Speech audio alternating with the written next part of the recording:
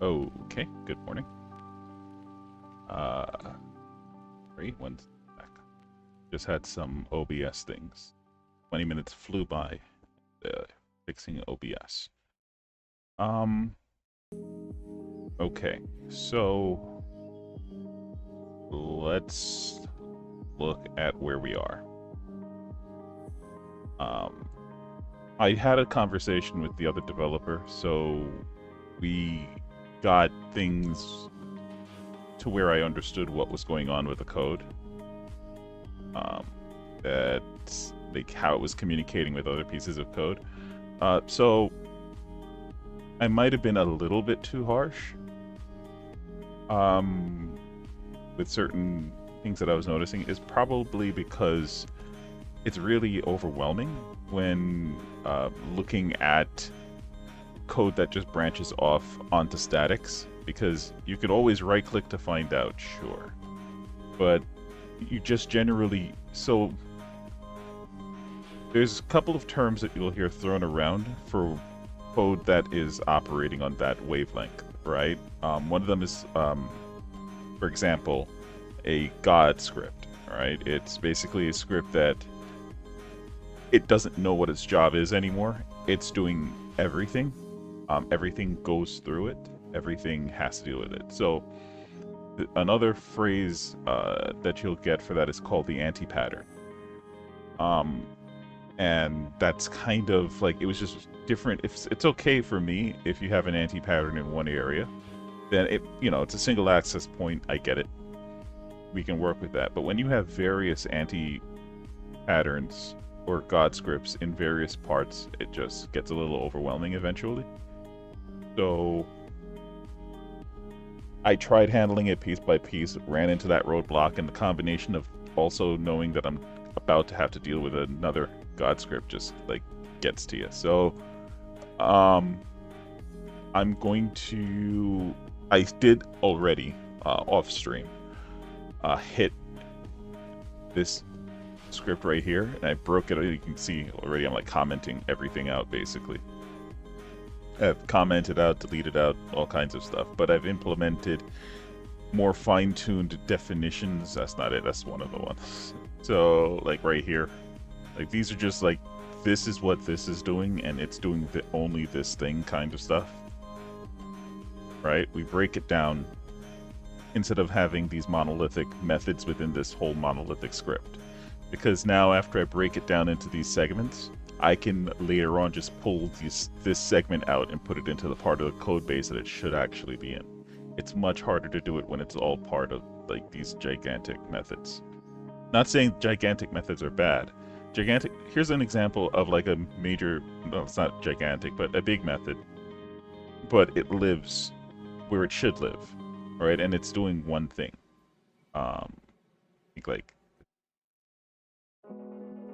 I think I already broke this up.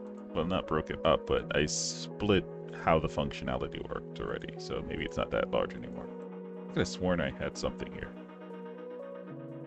It was like an if condition. Maybe it was back over in that God script. Give me a second.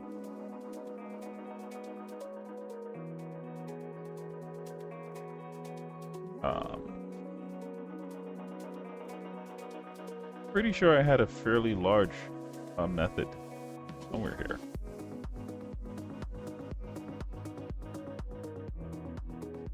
Interesting. I've just been doing... that's not it. I guess I didn't. Weird. I could have sworn I had... Where are we going to... Oh, this is it. Yeah, so like this is going to be the large method right here. Right? And that's because we have to split the logic up into two sides. So what's actually happening here is so we know that the factory produces an entity onto the screen. Like we've set that up already, or we've pushed that information out already. But this God script was doing stuff after the fact, right? Like yes, we've got our character, spawned in, but now we need to set other things up. Like the camera has to chase the guy, we have to set up the motion controller for that character and stuff like that. Right. So there's a couple of... So let's talk multiplayer real quick and what happens. For me, it's a little confusing, but I usually just hammer my way through it and then it gets done. But to try to eloquate it will be a little bit weird. When you're dealing with multiplayer, you have to appreciate that scripts like this are seen by every participant. What does that mean? Okay, let's run through this one.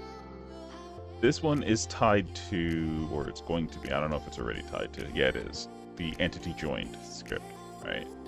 And remember from the last time, we pass it this factory data, which basically just has all of the different components filled in from the factory about what this object is about for us to get to easily.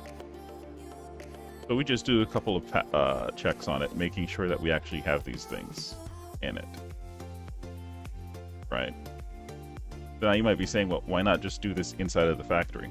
That's because the factory, I would prefer, this is just me, that the factory remain agnostic to the code base, the legacy code. Factory is doing its own thing. All of the other space-time stuff that I've made is doing its own thing. None of it has any references to the legacy code. The legacy code has references to the factory, so it can pull like stuff like this from the factory if it needs to, right? What the factory, or sorry, what the space-time new space-time code does know about the legacy is based through a gate called space-time collections. And space-time collections will update itself at build time, so I tell it when to update.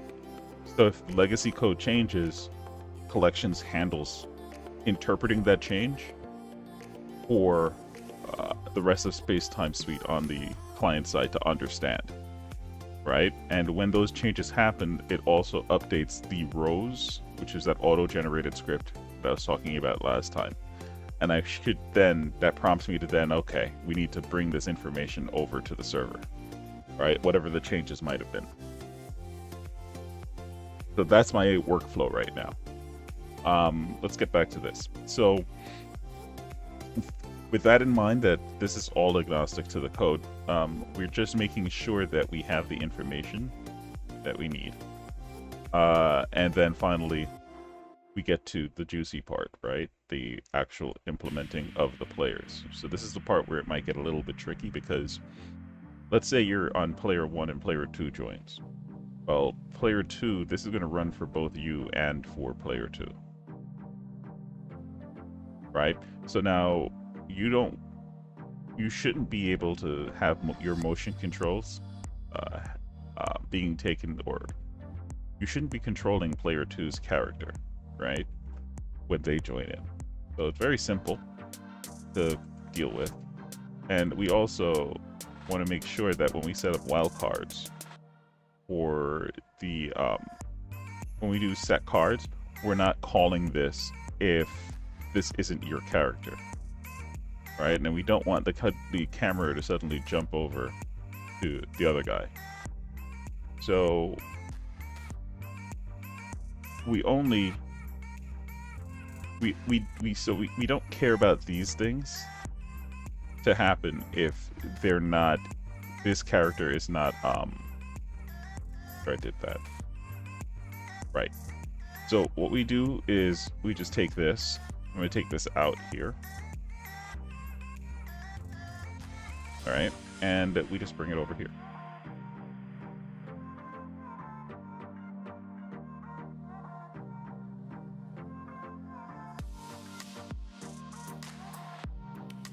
Okay.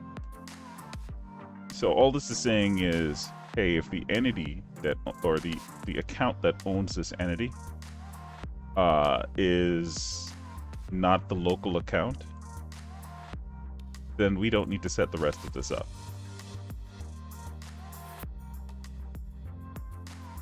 That's really it, and that's the key to multiplayer. as far as making sure that no one else can, everybody has their own experiences. As far as controls and cameras and stuff like that. So now, getting back to the work that I was doing. So today I'm going to be focusing in on killing this class effectively. And when it's dead and gone, it will be reborn anew from the ashes as a more modular class that can be extended if need be. But the hope is to eventually be able to have independent scripts that are handling these issues. So that's the reason why we're breaking them apart first. And also then we need to get rid of a ton of these references, because this is what's called data mutation, where when you have a reference to something that exists in one place, let's say that these are POCOs, right? Like, I don't know, I think joystick is a mono behavior, but this data is going to live here as long as this lives here, which is going to live, to my understanding, while it's part of a specific scene. So it's not actually even a true anti-pattern. It's just its own thing. It is what it is. It's a God script. And yeah, we're whittling it down piece by piece. So I'm gonna run the game so you can get a chance to see like what breaks, because right now I think it's the camera that breaks. I'm not sure. I think I already put in the block for it. Oh, that's what I was doing. So I'm trying to eliminate debugs by just blocking them for right now, because I need to be able to see like what's happening. And those debugs are getting in the way of that, because they're not true debugs. Okay. Awesome. Okay. So, yeah.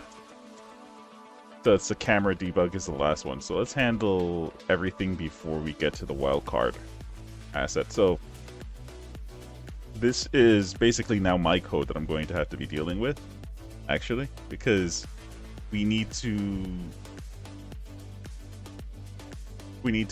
basically what we did is when something enters the scene, it's supposed to flag us to let us know, hey, you're in the scene, do stuff.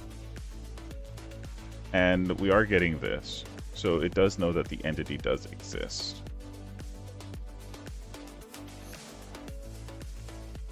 We inserted, yep.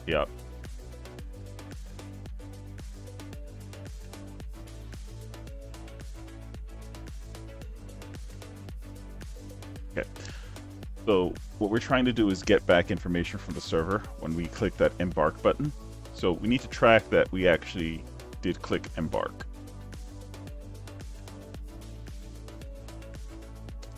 So that would be in mirror. Basically, we're just going to be doing step by step. So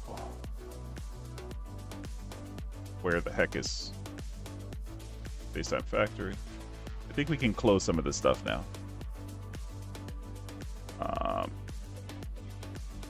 Did I write? No, I didn't do it yet. Okay.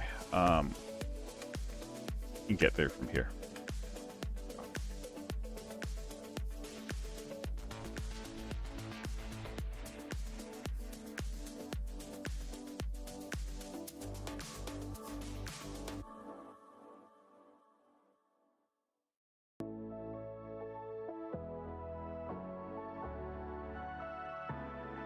There it is.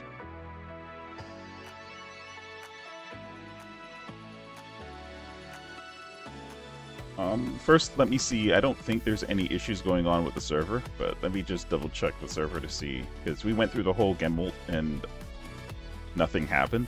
So let's make sure it's not a server side issue first. This part you guys probably won't see, but check. Server is saying. Oh, server is saying it's doing its thing.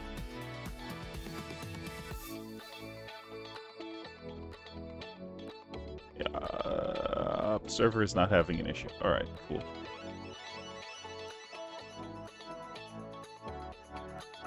Alright, so now we are going to be dealing with this. So let's just make sure that we are properly embarking. So it's simple, just do a debug.log. Well, actually, let's do warning. Log warning? Oh, you can't. Psst. Unity engine. Actually, let's do it. Yeah.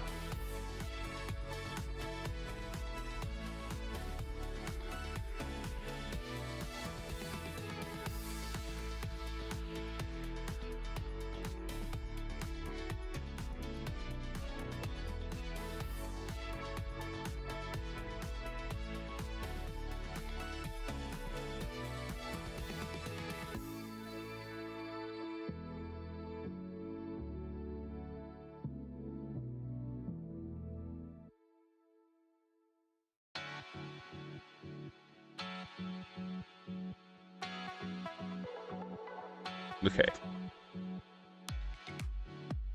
So while we're here, we probably want to put one over here also.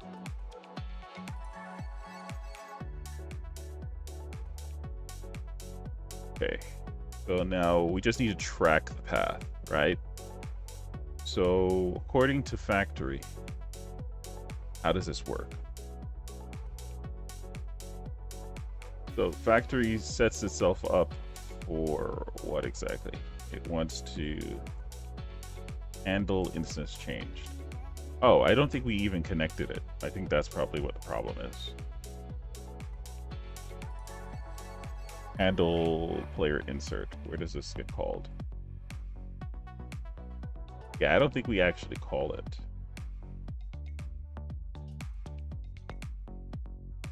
Where's initialization called? Okay, so let's just make sure that initialization happens.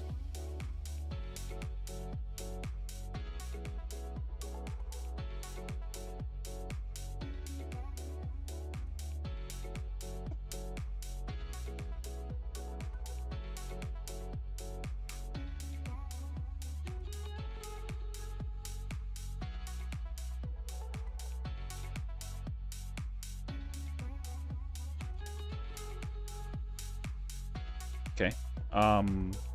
There's something weird happened. Well, not weird. It's just like, yeah. Well, it is weird. Where is this going? Right. The entity. The handler is fine.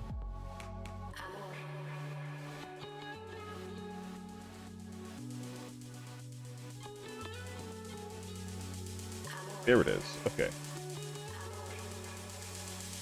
So then, where is this? Gotcha. Okay.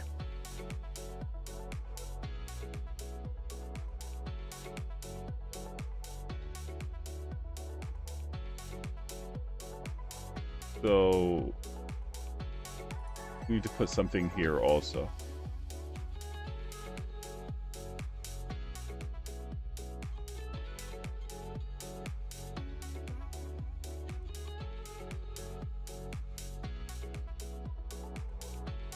So this might be null, but this should never be null. So let's do it this way. That way we can start getting problems if this doesn't exist for some reason.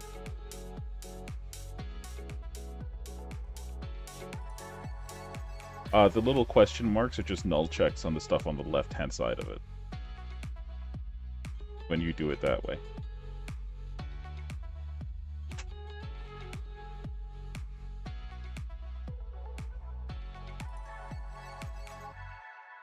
Okay. Go back.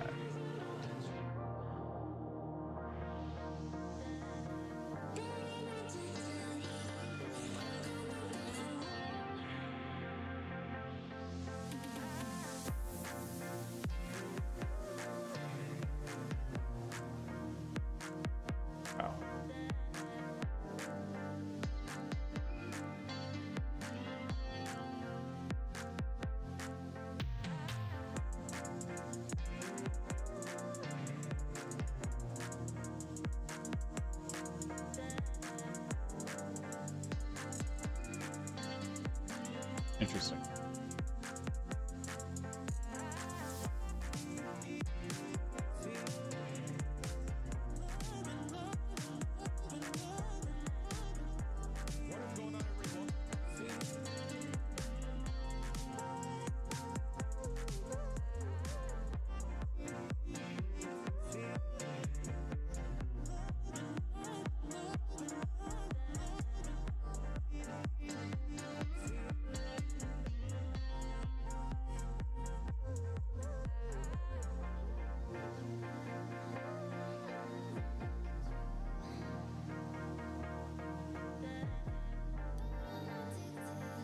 Okay, so we have to remember that we changed this.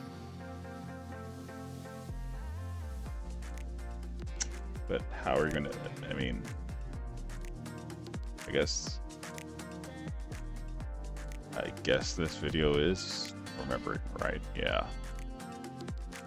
Alright, we'll come back and look at it later. Fine. Okay, well, we know that we're doing this one. So, let's walk through it. There's nothing gating us here, so let's just do this.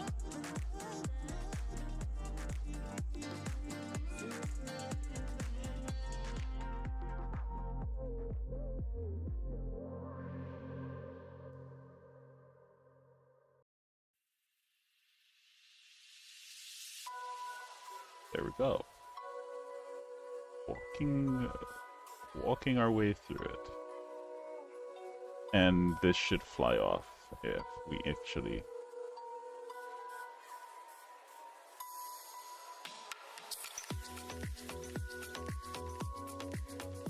So this should handle running us through this. And the rest of these are now fail calls. Okay. And that means that we would have fired off the energy joined here. Which then leads us back to that former God script. Which is going to be the inject entity. Right here.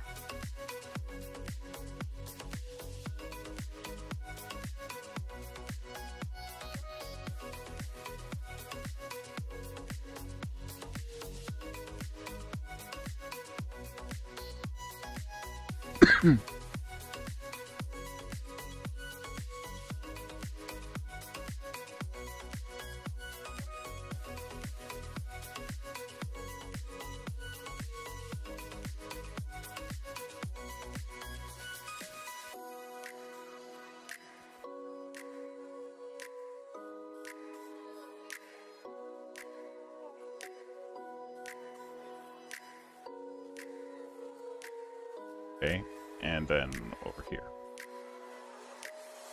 That's the whole path, sort of. Need to go back to mirror real quick. There's some information that we need from over there.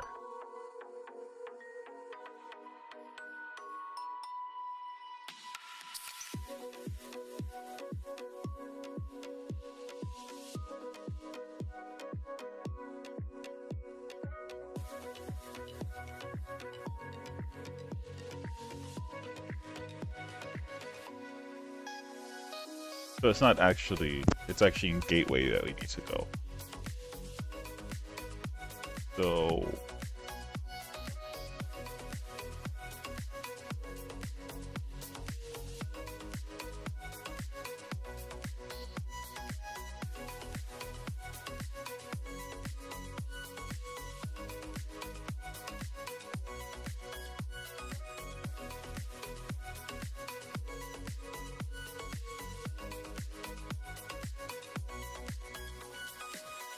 let's break this down, just in case it looks a little confusing.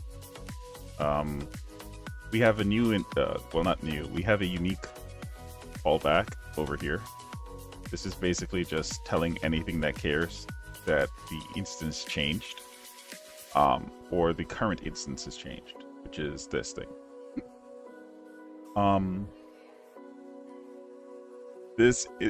not, I don't think many things will care about this, but the things that do have it. Then we have this, which basically this is a collection, right?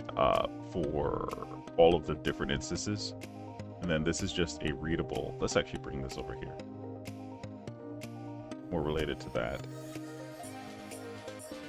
And let's bring this up here. Maybe it'll make it easier on the eyes, right? Yeah, there we go. So these are all related. This.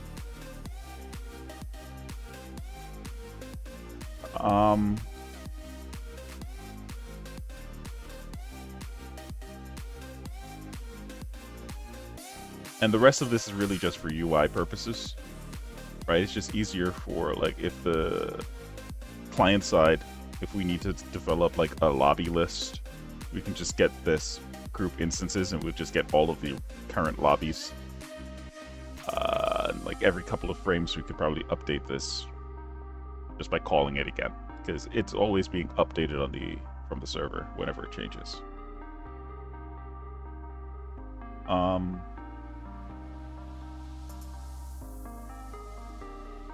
Oh, I guess we could do that too.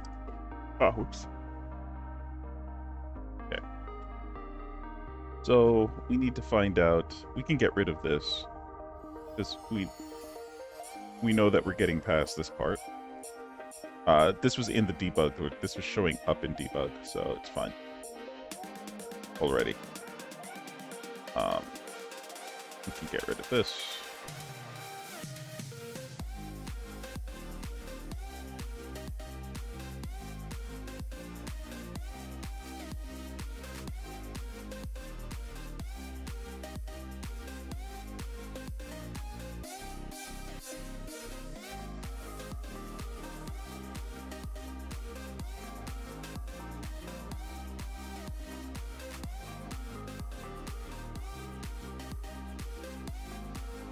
So, what this is doing, this bind is technically called only once. It has two references. One is leading to its interface. The other one is leading to where it's actually called. So, the bind here is kind of like start or awake, right? We bind information to this. Unlike others binds, this level of binds, they tend to know what they need on their own, so they don't really need anything passed in. What we want to get here, or what this should be, is this should get us the entity, where the account, it's an entity that belongs to this account. Now, every account has only one entity that belongs to them, so we'll just get the first or default.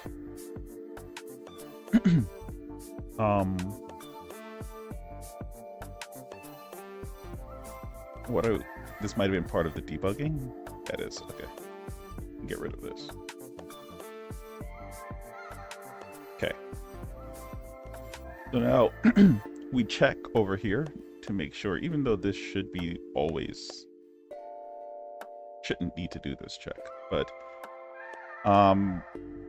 basically if the entity that is part of this setup is the player, or this account, then we'd set my entity or its server ID being this entity, and then from here we just need to find, because we would have already have incorporated it over here. So now over here we just need to do this, which we can actually do this now.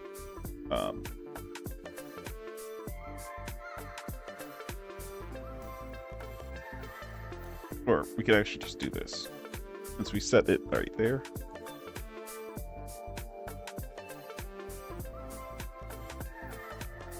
We can just do that now.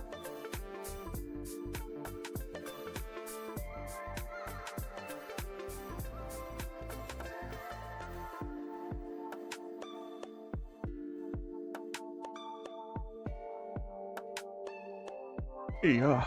Um, so let's do something here to make sure that we're actually joining this, because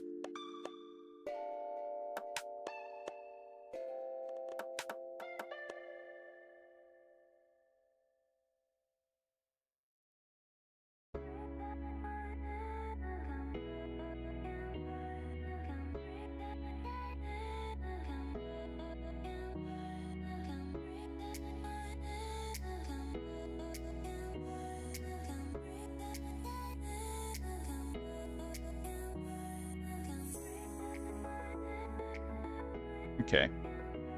So now what we're listening for in the factory for when we actually trigger off the sequence of events is what?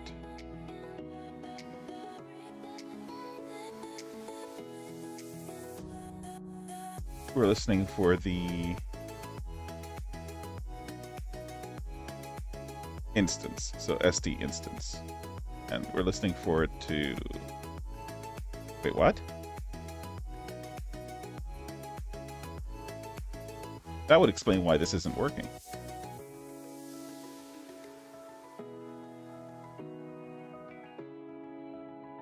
I think we need to rethink what we're doing here. So, okay.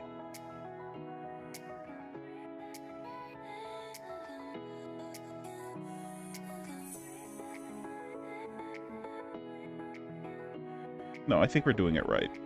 Yeah, we are doing it right. It's passing, you probably can't see it, but it's passing the entity. So we are doing it right. Okay, yeah, I think we're good. Let's actually just test this out now. There is a bypass, I think, in SD instance, so we just need to double check that.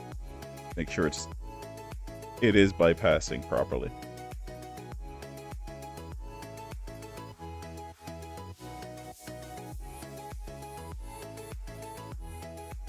Yeah, manager bypass is true. And then we do the insert dispatcher. So let's just make sure that we're doing insert properly.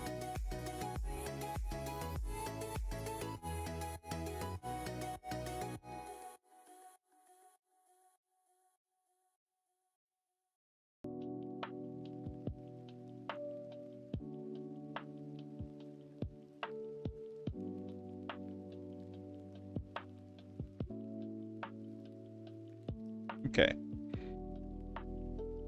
Do we have any gates here? We have a couple. So let's put some stuff before that.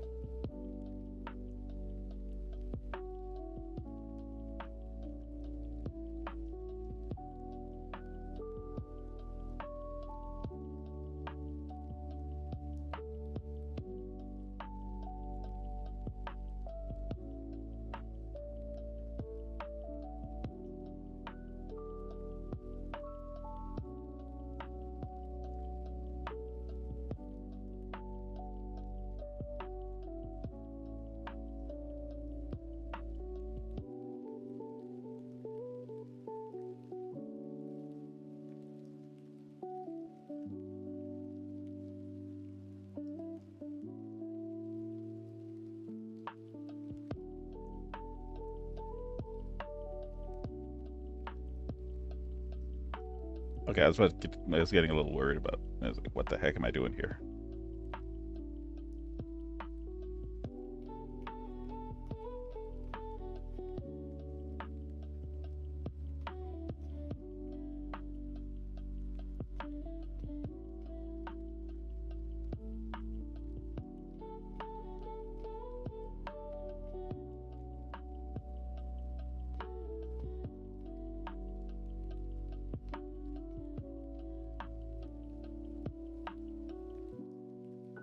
Okay, so this is just listening for if the player changes their instance.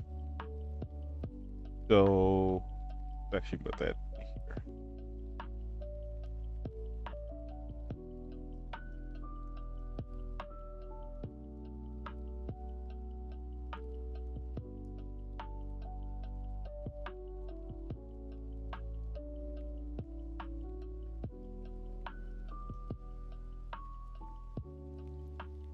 Right, this is just, I mean, this might be overkill because it should be doing it internally anyway.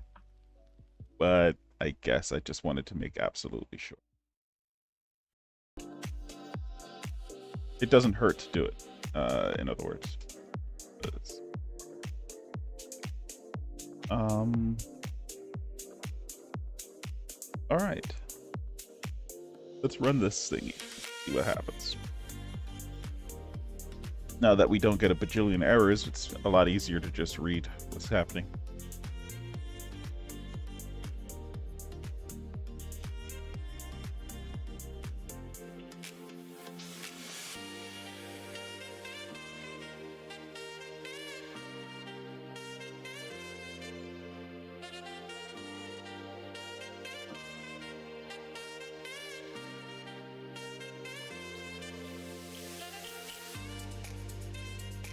Okay, so it did insert the entity, which is nice. What's this?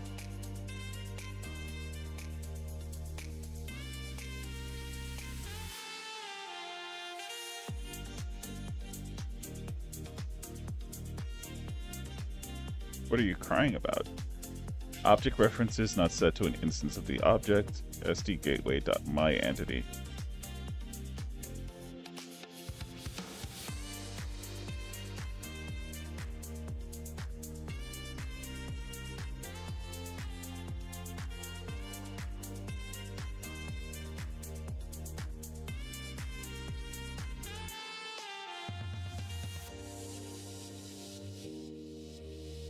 Did we never get here? FaceTime connected to... Okay, so it looks like we never got here.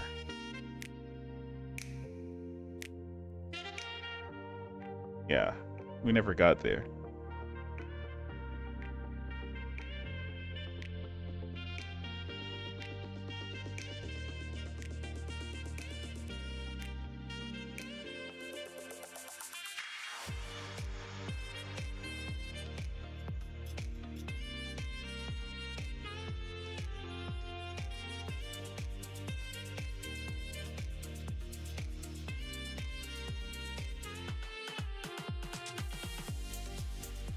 Hey, what's going on, Kingsmove? Good morning. I forgot the V online might be your issue. 2215. Let me check it out.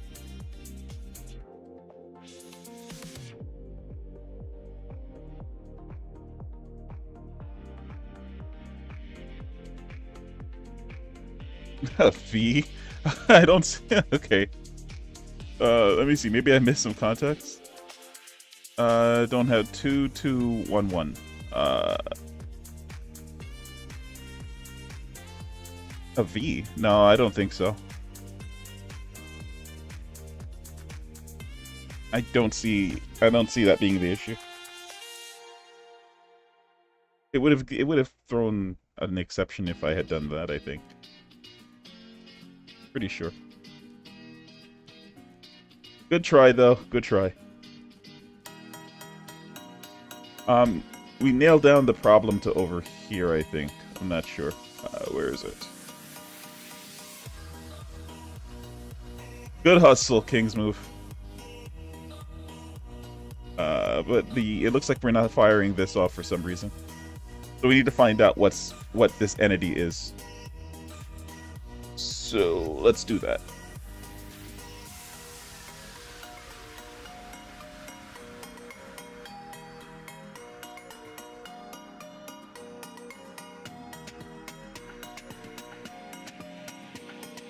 How are you doing, by the way?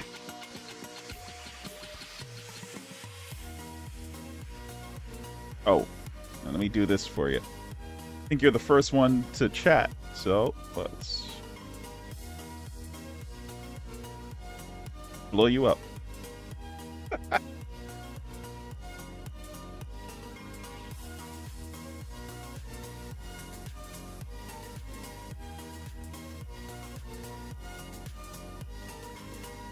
There you go. You don't get to jump. You just, well, you got a very good jump.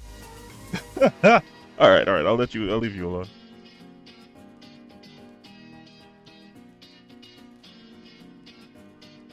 Okay, there you go.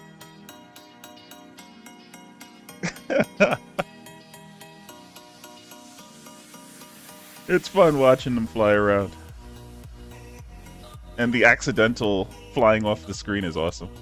Whoever designed, I need to find out whoever designed that. That's an awesome little app.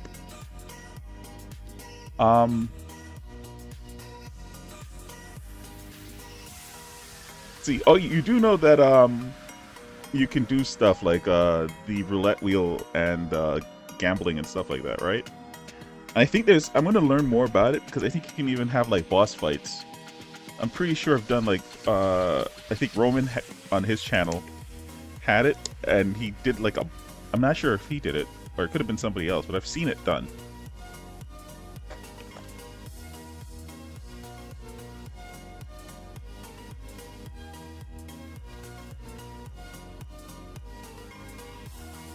Post online games for viewers? Oh, like a boss, make my own boss fight?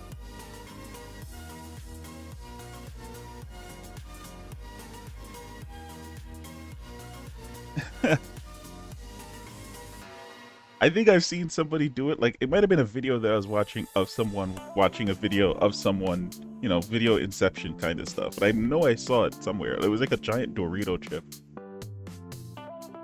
image.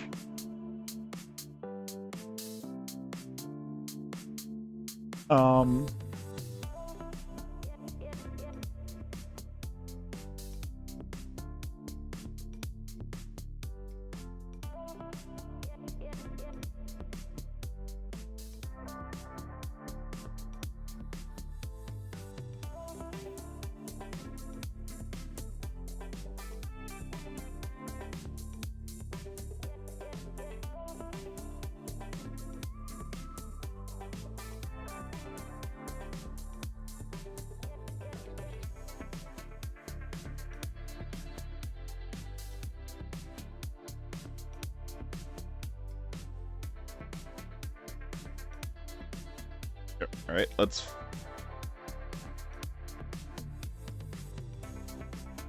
We did save, right? Yep. Okay.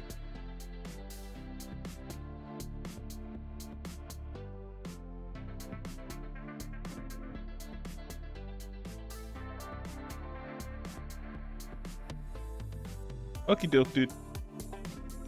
Enjoy your walk. So it says it matches. So we do get past that part. But it doesn't fire this off for some reason. Or am I just missing it? What was this? Debug log warning connected to host entity.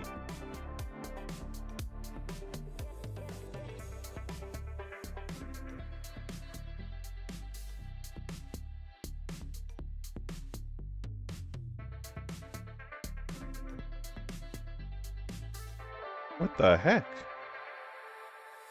Is this just not firing off altogether? No, it did, because we got this. It could be a racing issue, right?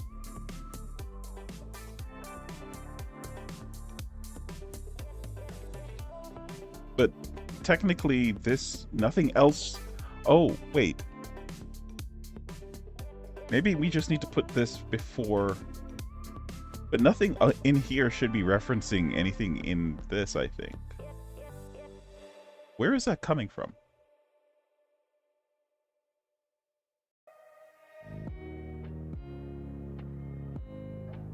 My anid. Okay, this is the one. So where is it coming from? Where are you being called? Oh, I see. So it's getting the first hit here before we get to this. So why is my entity failing? Is the question.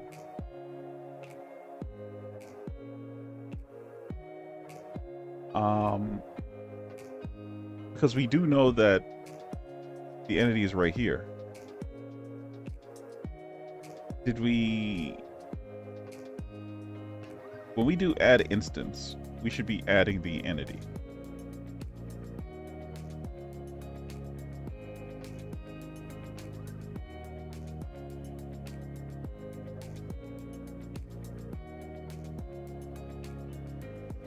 I'm so confused on that.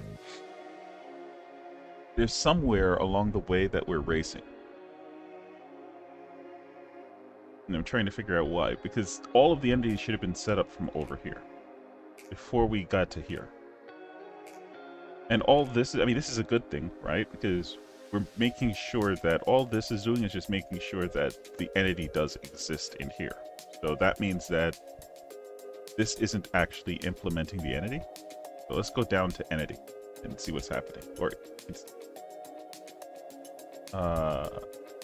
see what's happening there. So here's where we're adding the entity.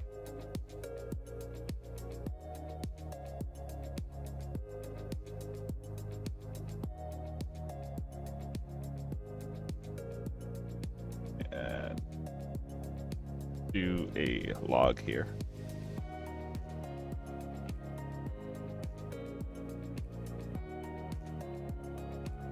So actually, I think we have a log here.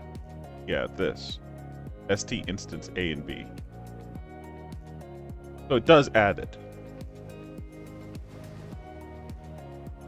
So then by the time we get here, this does have an entity.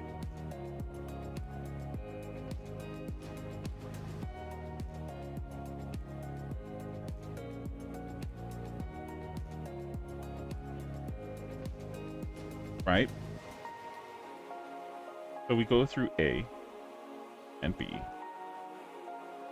And then we do this. So we get through the insert pass. Then we come back over to here. The matches are true. So we do have an entity here.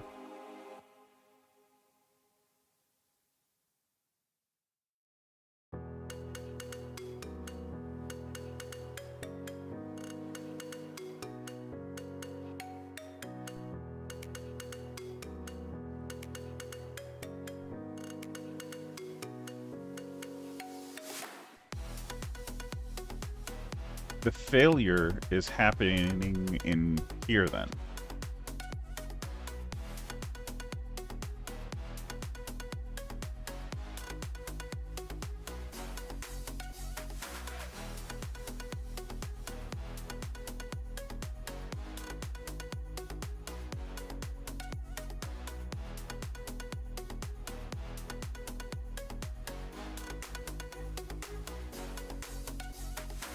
What am I missing?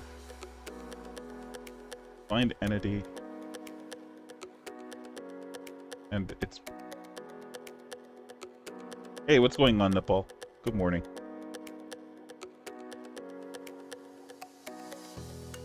Are you working today on it also? Your bubble tank frenzy?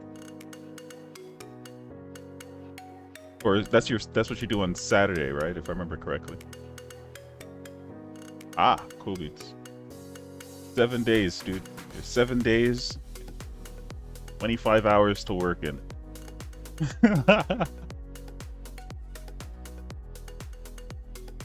Always crunch time. It's 24 hours of regular time and 1 hour of crunch time.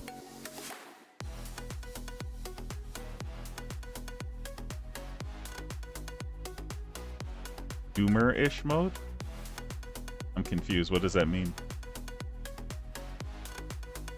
Wait, it's just bad vibes?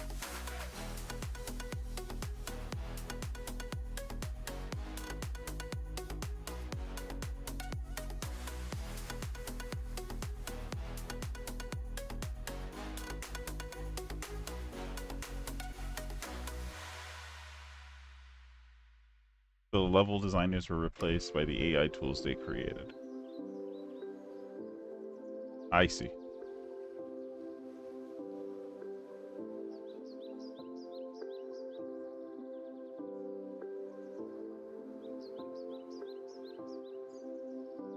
Yeah, I mean, that's mostly why I think at the end of the day, it's just the gaming market, bro. That's just how gaming has always been, right? It's I remember many years ago now, I was reading about that you don't really get, like, so a lot of the stuff, like, you know, the cultural stuff, like the cultural and the shifting stuff, where So how do I phrase this? Um, Gaming is a very volatile market, right? It's whatever other market you've ever heard of. When it comes to game development, it's always been that you burn up super fast in game dev, especially if you get carried away, because a lot of people have a lot of enthusiasm and you burn out super fast. Because it's a lot of work. It really is a ton of stuff. And then on top of that, the competition is absolutely at the top level of fierceness when it comes to just about every industry.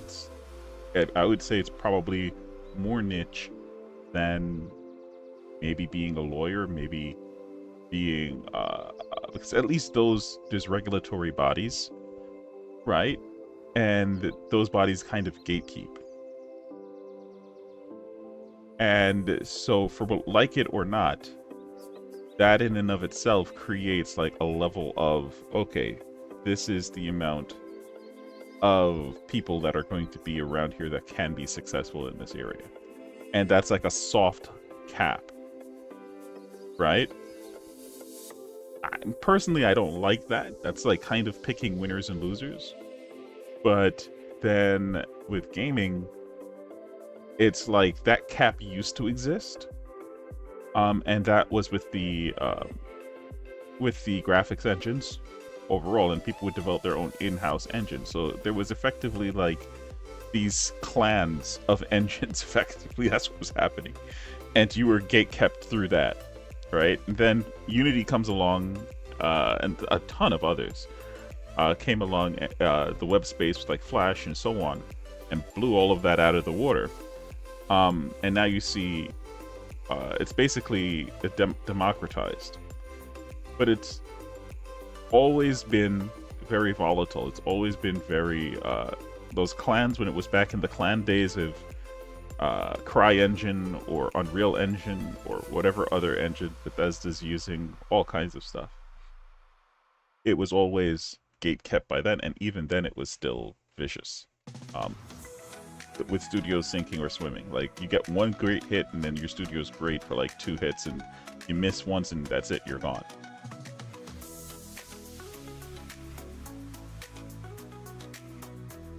But now with the advent of AI on that, it's like,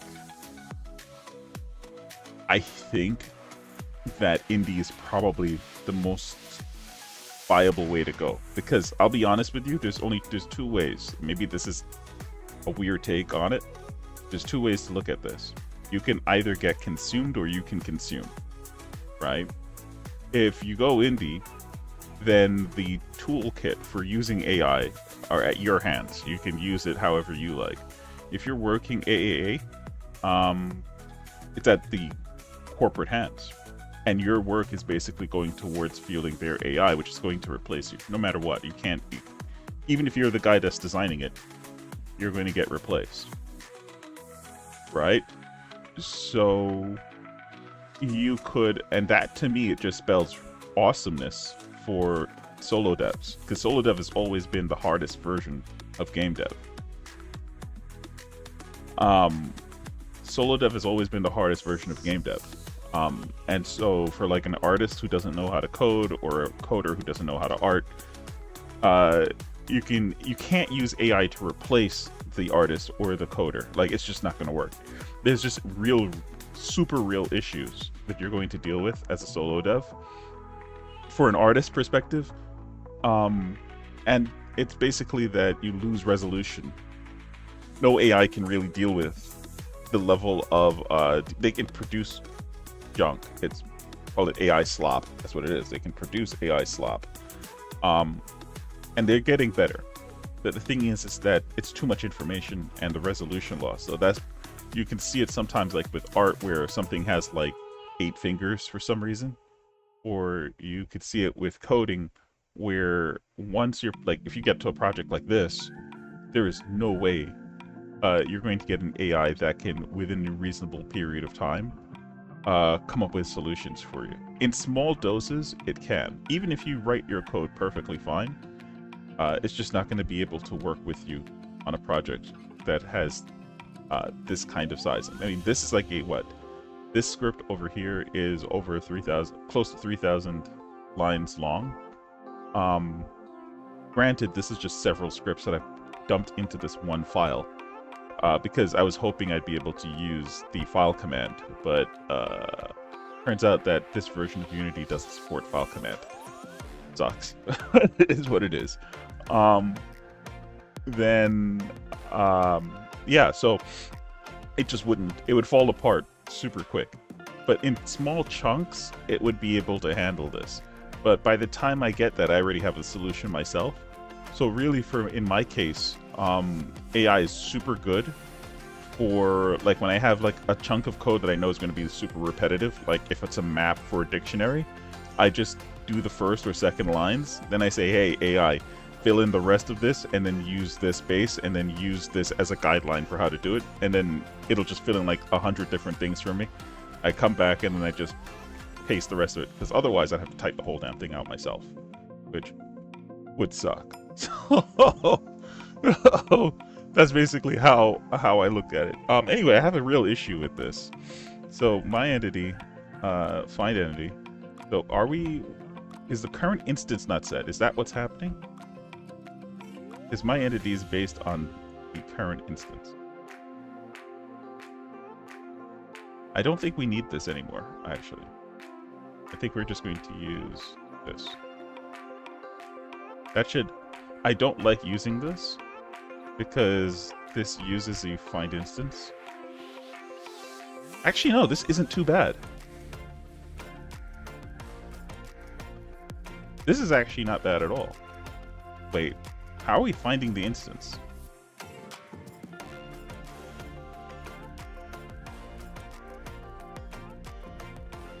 Oh, I see how we do it. Okay, yeah, this is actually not bad. This is actually a fast call. I thought it was... It's not as fast as the one I had before, but it's not bad. Okay, let's get out of here.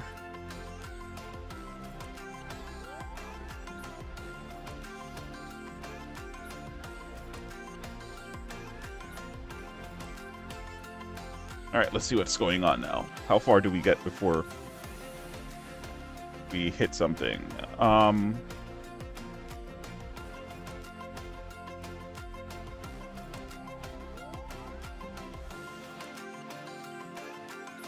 A, B, and then we do an entity insert pass. Why are we doing... What's this? This is... Okay, this is in mirror. So we got here. It matches, true. We connect it to the host entity. And then initialization.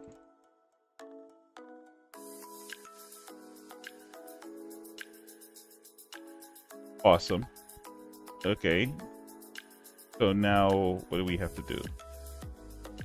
So now we just need to... it looks like it connected everything else. Alright, so let's clear this. So now we actually just need to try to get into a game and see where it goes.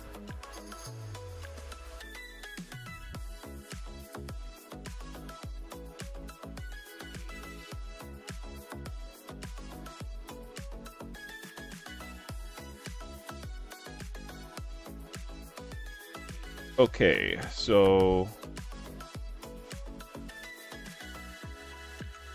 FaceTime mirror A. So we know that embark is working. That's awesome. So we can get rid of this. Then FaceTime mirror joined group. So this fires off. Do we get any issues for joining the group? No.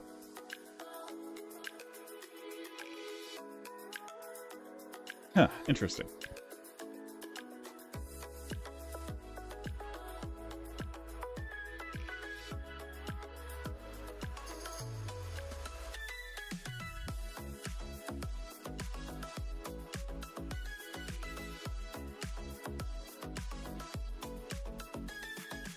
Okay, so we did get here. So now let's deal with that. But we did get somewhere.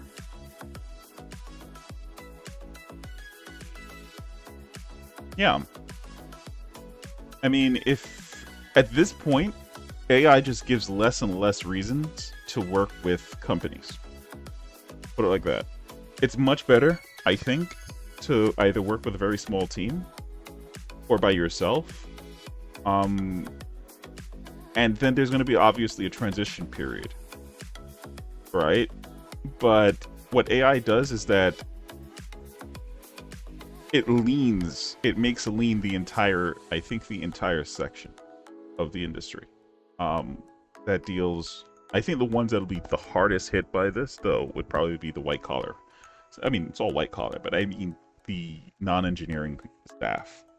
Because if the engineering guys, like the artists, the tech guys, all those guys are gone to do their own show and in smaller groups, then there's no reason to have an HR director or a finance guy.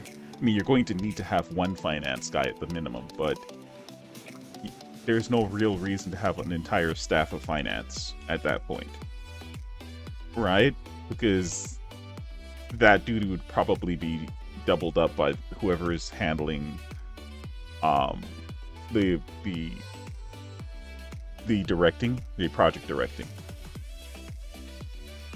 Right? Because it's only like maybe 5 or 6 people that you're dealing with, probably some contractors also. So yeah, you probably want like a specific finance guy for handling that side of it, for sure. But yeah, you're probably just dealing with like maybe 2 artists at most, maybe 3, a sound guy or 2, and a developer for sure. You're going to need a developer, a programmer, absolutely. And I think that would basically be where you are, depending on the scope of the game also. Like some games, they don't need that much. Like you can pass through with just one person, like I said, solo dev. And all really AI in that case would be useful for is filling in the gaps for like when you need, like from a programmer's perspective, when I have something that is redundant and needs doing anyway, it's like a massive list, and I just like, it makes no sense to write a cogen for it because it's like I'll show you an example, like something like this. Where is it? It's not that massive yet, but later on, if I like had to write the entire, if I had like a better picture of the architecture and I was going to write out the entire thing all at once, I would just use AI for that. Where is it? Over here. So right here, like this thing, right? So if like I had like maybe a ton more of these, like this was just copy pasted, but if I had like a ton more, then I would definitely just say, hey, I have these classes, this is how you do it, fill in the rest, kind of thing, like as this builds out. But I think this is really not going to get that large anyway, right? But it's like filling out a map like this is what it would do.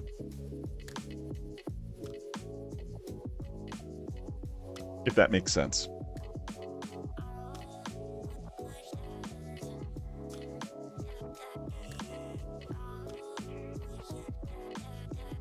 Okay, so let's get back into where we just were. So we know that we get through this, and we know that we are connecting here then. What we don't know is, so what are you working on today with Bubble Tank? Is it going to be the, what I was talking to you about with the, because the way that, so here's the thing, when I saw on your stream, when I saw the stars, it looked great. It just was too random, right? Like it looked like it was struggling to do what it needed to do, which was to look cool. When you rotate it around, like it would suddenly, the word is jarring, right? It was like very jarring how it would immediately just shift to a new direction, which tells me that at some point it recognizes it should turn or something like that. So that's what made me think, oh, it needs a slurp, because it needs that more fluid motion with the stars. So the easiest way would be like something like what I did with the weapon in my solo project, the RPG that I was working on. That's something. It would be similar to something like I did there, where the weapon kind of has like a more realistic, floating into that direction kind of look, right? Rather than just instantly teleport to being in that new position. Because I could see the part where it was floating, which is, I think you're using particle effects for it. You must be. And I could see the particles are reacting, but by the time the emission comes, the next emission is in that direction already. And so it just looks immediately like it's just blasting in that direction. So that's what I was saying. You probably want to make it some type of slurp or move towards or rotate towards, if that's a real thing. I can't recall.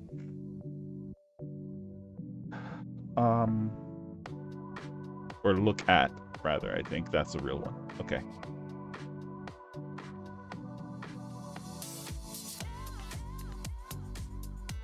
Oh yeah, about that, the stars don't hate me. I want to replace that with a UI effect. I mean, go for it. If you feel like you can do better with a UI effect over a particle effect.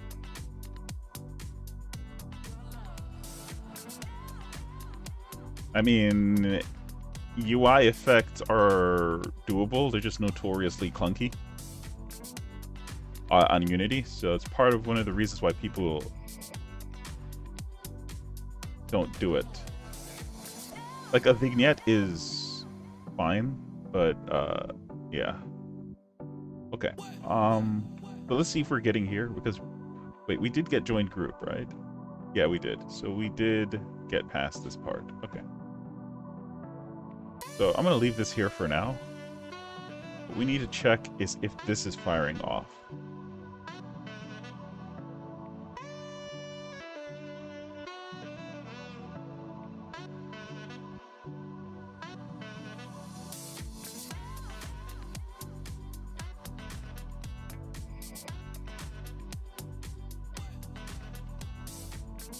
And this is not firing off.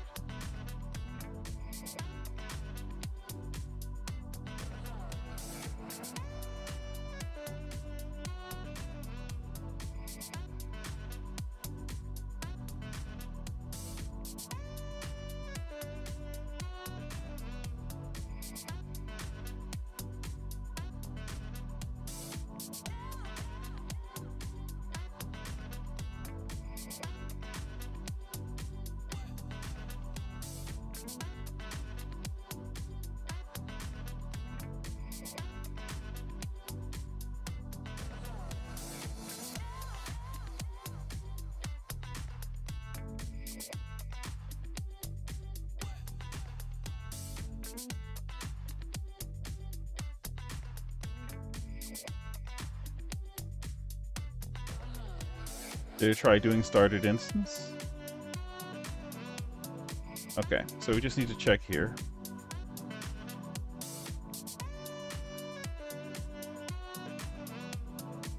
And we should be good. Let's see.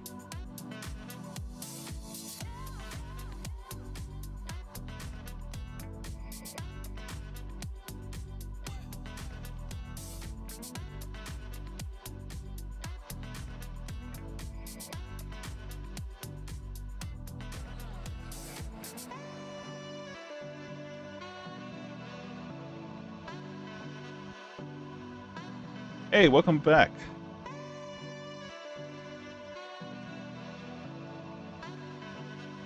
Oh, you do, that's your thing, King's Move Audio?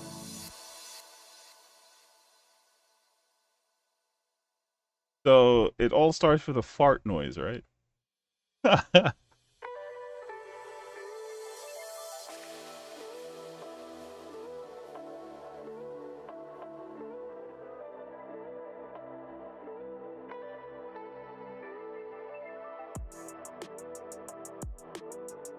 Okay, so it does match.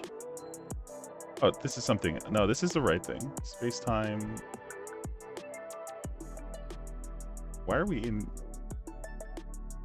This is not mirror, this is factory.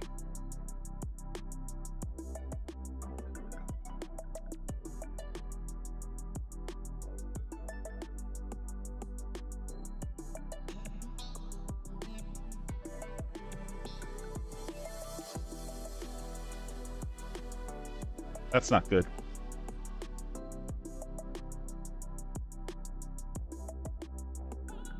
The instance addresser should never just be 0.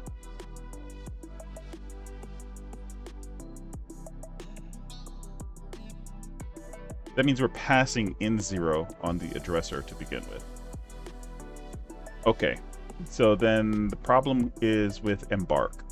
So that leads us full circle right back to this thing.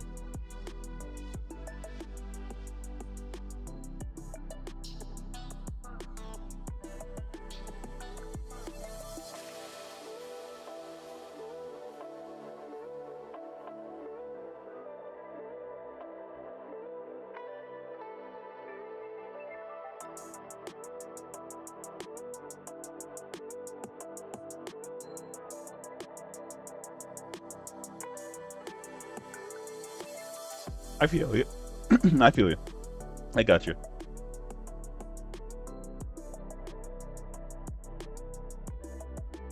I mean, that's the entire thing, right? You gotta be multifaceted. You can't just like that's what makes solo dev. I think solo dev. I think, as at least as a hobby, solo dev is awesome. At the very minimum, because it forces you to get into uncomfortable or try to find solutions to uncomfortable situations. Right? Like you cannot become overly specialized with that. Or I mean, you could, but like you're going to end up doing modeling at some point. You're going to end up doing audio at some point. So you just have like a general idea of all of these different things. Don't ask me to be the guy that does the art or be the guy that does the audio. Like if you get a dedicated guy for that, that's what they enjoy in life, they'll get that done in 3 days before I get that done. Like by the time I tie my shoelaces, they've already put out like 50 pieces of art already. I've worked in game jams, is where I got my true experience with that. I'm over here looking at, it's just a simple game jam, and the artist managed to push out so much freaking, like, I was like, all right, I'm gonna take over as, because it's 4 of us, I was like, I'm gonna take over as the programmer for one side, the other guy is a programmer, he says he's the artist, so I said, okay, I'll do the game dev and do the programming. You do the programming and the art, but then we ended up getting like an actual artist, an actual composer. And the artist, actually, he's the guy behind the game Smiling Misery that I had played on, the only game I have played on this channel. And he, like I said, yeah, we need this, this, and this. Like an hour and a half later, I had sprite sheets, I had tile sets, and then we had the splash screen art. It was like a spaceman and whatnot, and I was like, bro, did you like have these pre-made? It was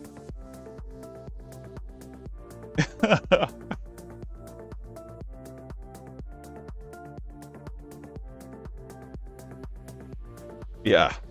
So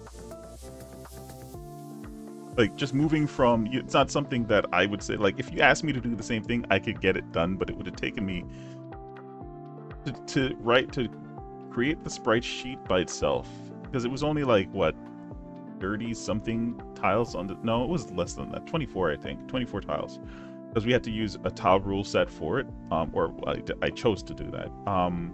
There's 24 tiles, and so that would have, on my own, that would have probably taken me maybe 2-3 hours to come up with, like working ones, and then maybe another hour of editing to make sure that it worked right with the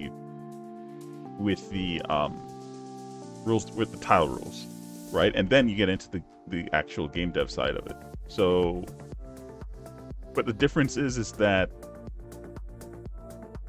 being solo before that, because he was like a dedicated artist, so it ended up blowing up because the other programmer, he was probably a web dev or something, but he was just not a game dev he was never programmed for Unity.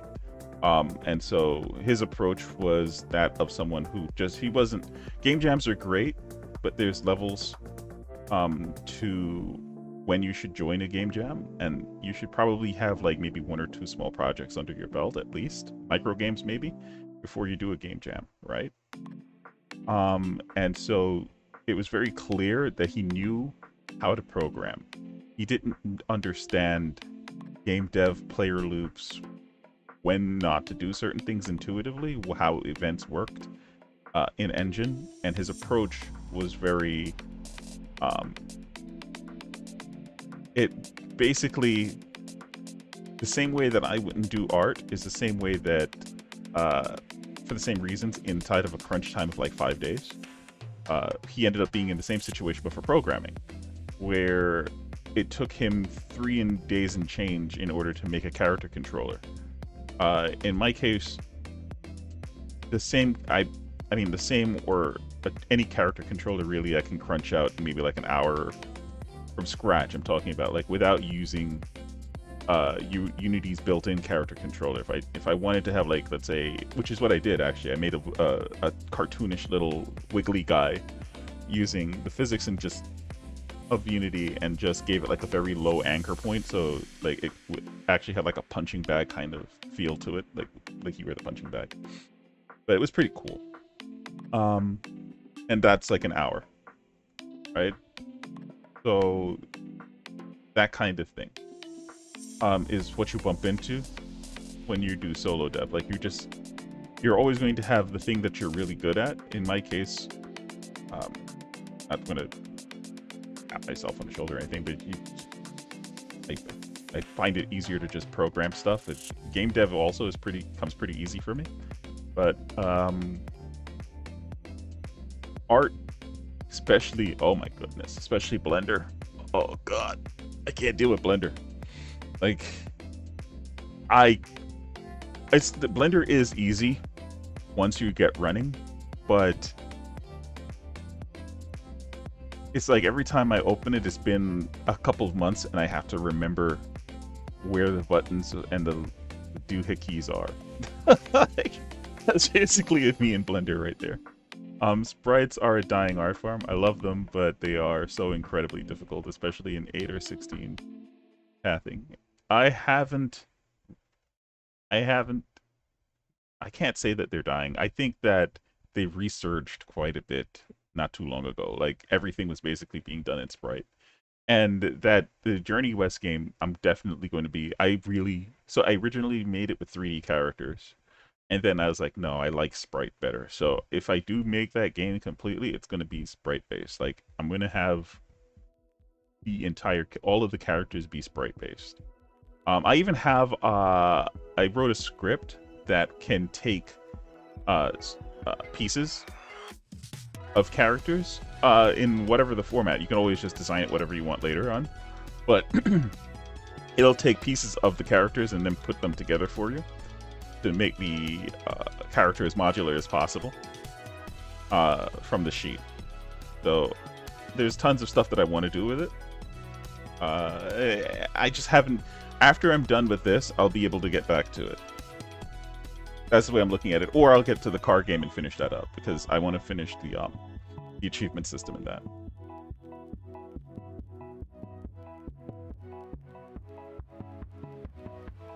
Oh, you mean like just pull in this sprite sheet belongs to... I see. I mean, technically, it's still a sprite sheet. It's just that it's chopped up into small bits, and then put back together. It's not really using bones. It's more or less just running through this. It's creating a custom sprite sheet from the parts from different sprite sheets. And so it's just running through that custom sprite sheet, and that custom sprite sheet is created at runtime. That's basically what I was talking about. Bones are a little bit different, but yeah, I get bones. But bones have a limitation to them, where, like you said, you can only do a couple directions. Unless you, like... I don't know, I really haven't messed with bones too much. Like, you could technically get 16 directions, but that would be a lot of work with bones. That's a lot of work. Usually it's like 2 directions that people do, left and right, right?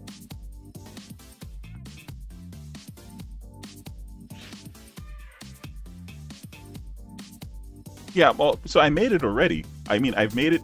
the character that you see in the game that when I was playing it around is actually a composite of those various parts.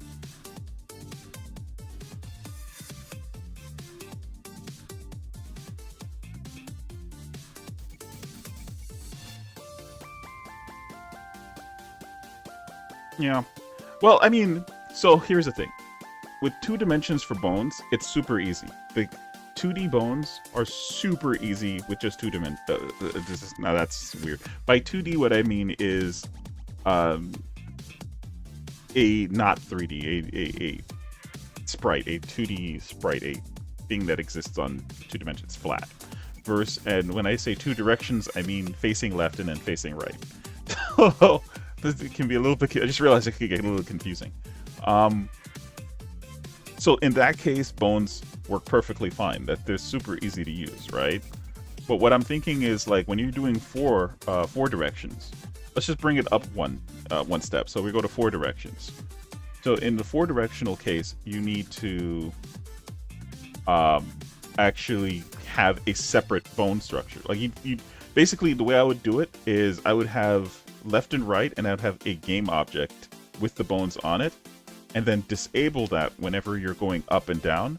So you'd have the same looking character, but from the other angle, but the bones would be different for up and down. And then we'd have to do the same thing for all of the different angles, and that's a lot. That is a lot of, you basically have to do you have to do 4 different, for like 16 directions.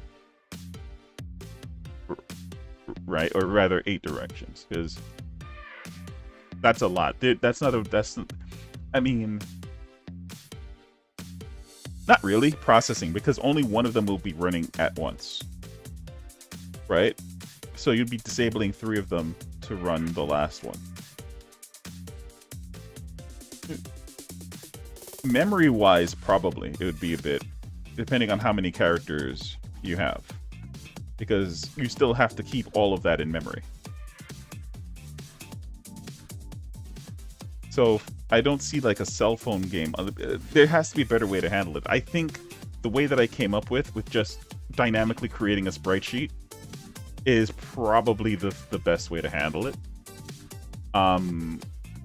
Like if you go in and you decide to add a necklace, it'll show the necklace on your sprite now. Or if you go in and you decide to change your skin color, it'll replace the skin color. That, I think, is the better way of handling it. Right? But it would still require an artist to generate all of those sprite sheets, though. But at the same time, when they generate the sprite sheet, they're just generating like the arm, the leg in those positions, or the body in that position on that frame. If that makes sense. And it has to match all of the other sprites on the sprite sheet, or the ones that are replaceable. And then we just swap in and swap out parts, but the frame, it'll create its own sprite sheet based on the original, and then it'll run through the frames. The animator will run through the frames that way. It was pretty cool. It was pretty cool. All right, let's get back to work. Let's see. Where are we? So we're in space-time mirror. So, okay, so we had identified that the problem was coming from here, from the, not initialize.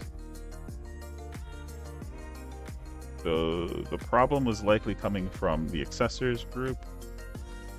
You know what? I'm going to do this real quick. Give me 1 second.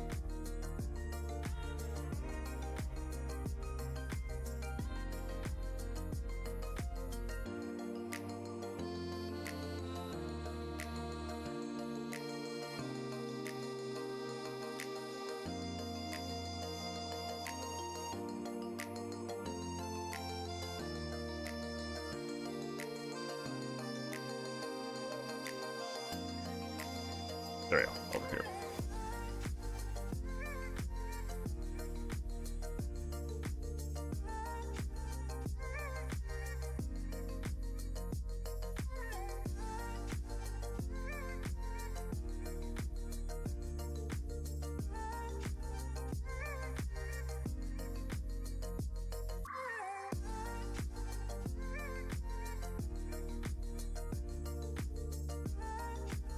There we go.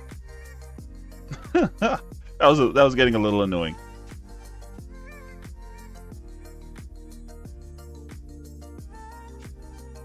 Players would never know how complicated their user is. True. I think for Bones, the initial way that I suggested, which is to just replace the parts, is definitely the game dev solution. The programmatic solution is definitely to... Oh gosh, I really have to mess with Bones more. Because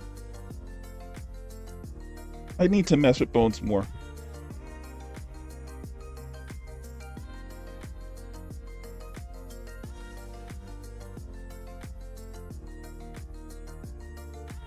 I'm thinking about it.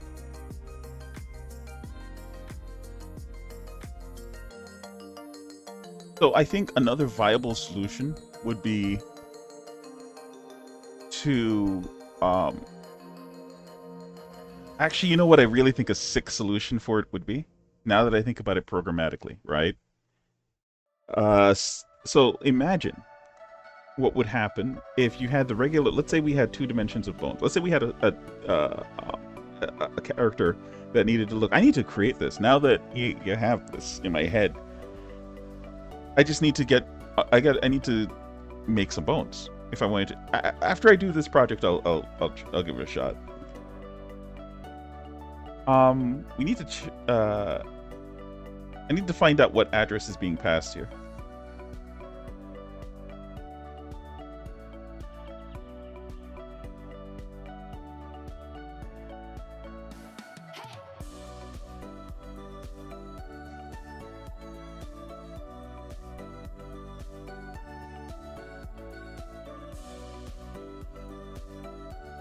I have a suspicion that the address being passed here is 0. If it's not, then we have problems on the server side.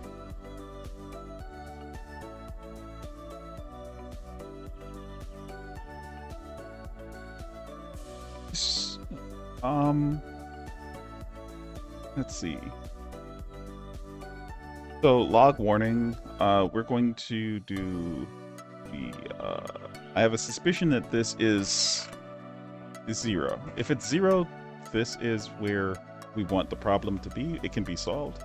I do not feel, I spent the last couple of days on the server side, and I don't want to go there today. I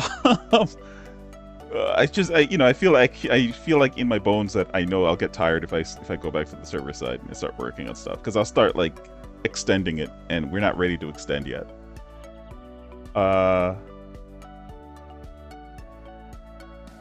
Like, we need to get this done first, you know what I mean? And keeping this in the memory is gonna be rough. I'll remind. Thank you. Let's see.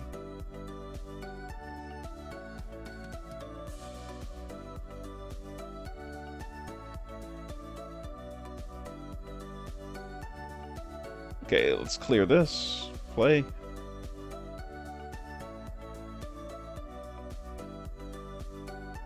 Oh man, no. It gives us a real address.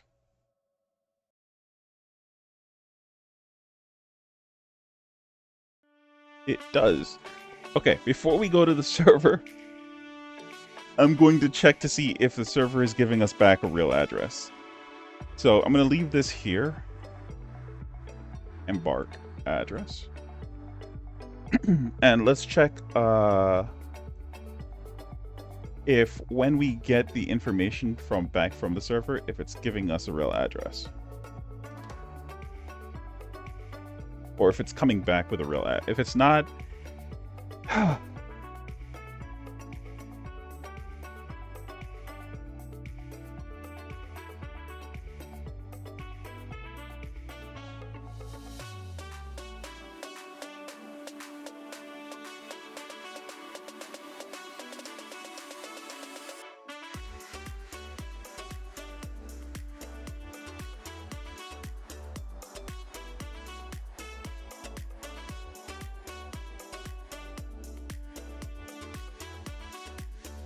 All right, let's try it out now. See what happens.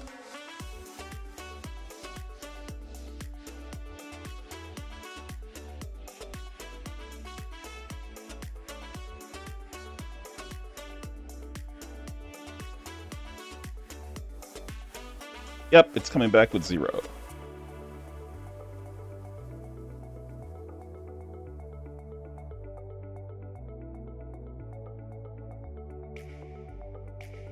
Okay, looks like we're going to have to look at the server, find out what's going on. It shouldn't take too long.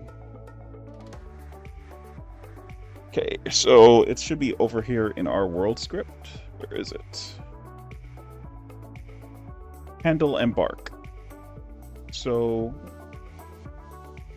we need to find out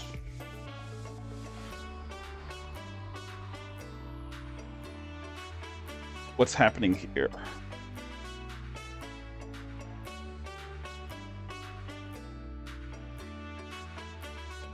Okay, so the address that... Why is the address different every time? The address should be the same every time. Where's this number coming from? Because I could have sworn the number was like 500 and something last time. Let me check again. Or it started with a 5 last time. This time it was 397.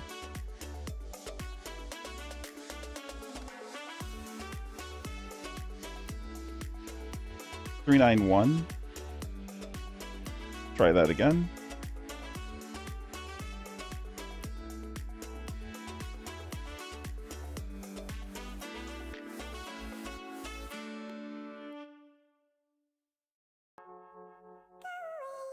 $391,271.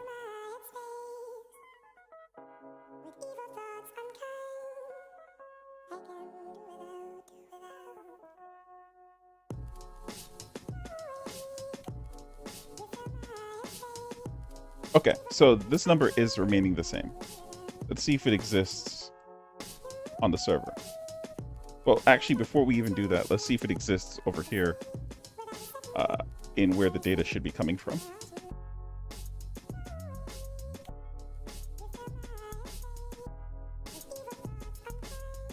Yep, this is it. So let's make sure that it exists on the server.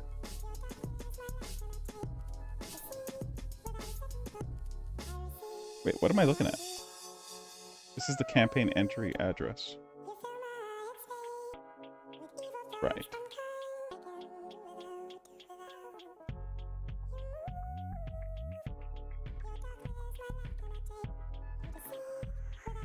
Yep, it's right here.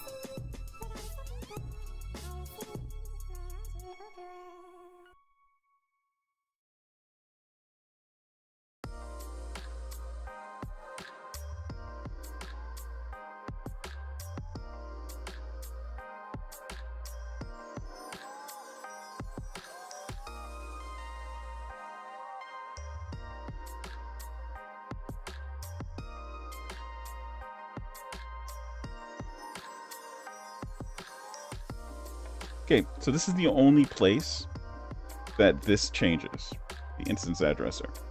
Pretty sure, right? No, it changes here when we disembark also. So this thing shouldn't be getting changed anywhere else in the code. When it goes to 0, we disembark. When we have a number, we are embarking. Right? We're going to create a failsafe now that I see that this can be a thing, where we will disembark if this, and so it'll just boot us right back to the main menu. But I want to get a firmer understanding of the legacy code base before I do that.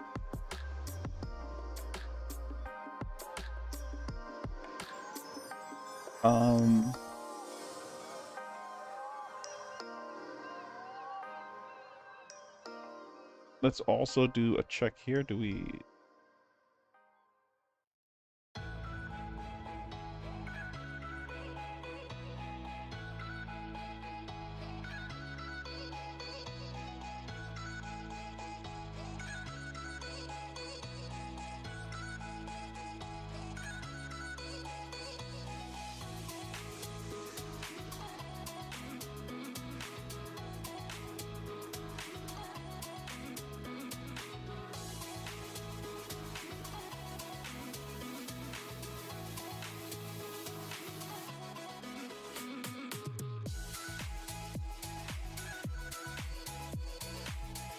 All right, let's see what the server says is the problem. So we just need to do a publish on this. Yeah, okay, hold on. Let's clear this first. And then we will publish our server.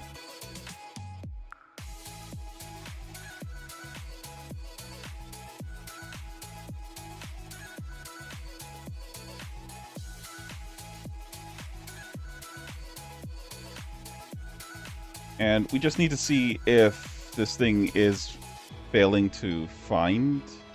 It shouldn't. Unless, did I forget to initialize? Let me see something. Yep, okay, found the problem. I think, wait, is this? No. Yeah, we forgot to call this. I forgot to initialize this, so let's do that. I should check the other stuff, like the enemy table and stuff, because that's all new stuff that I wrote, I think, yesterday. It's a blur.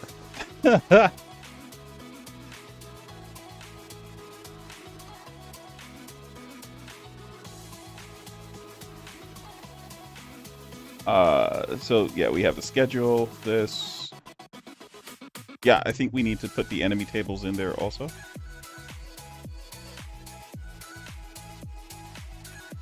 Yep, there it is.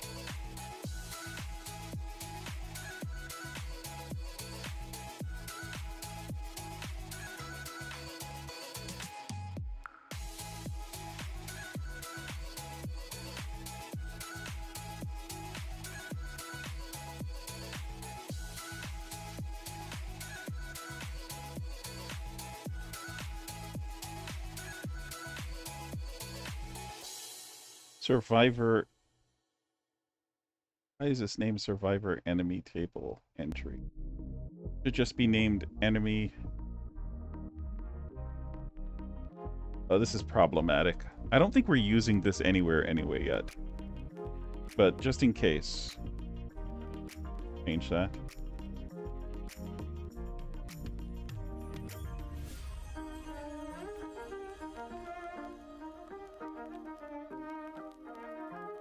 There we go. Okay.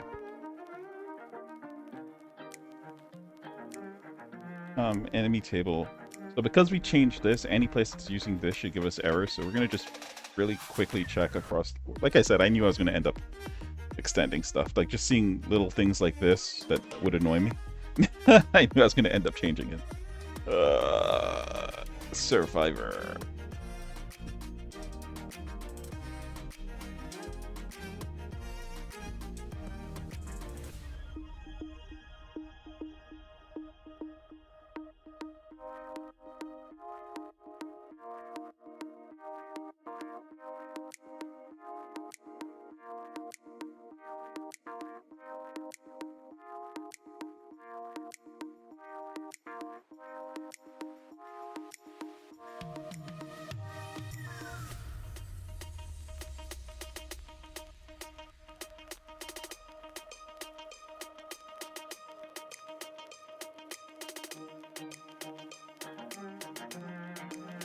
Okay, let's see if there's...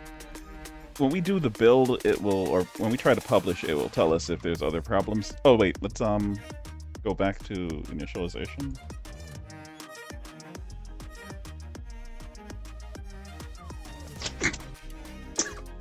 Sorry.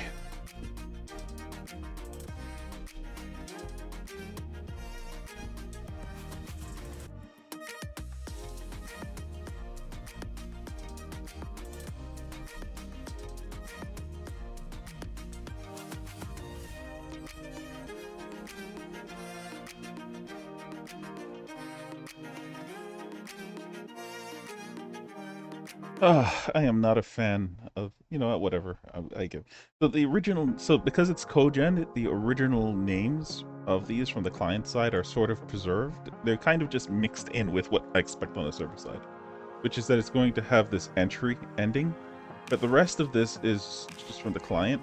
So kind of just the survivor part is part of the cogen. So I'm gonna just, I want to get rid of all of that stuff. So let's do survivor.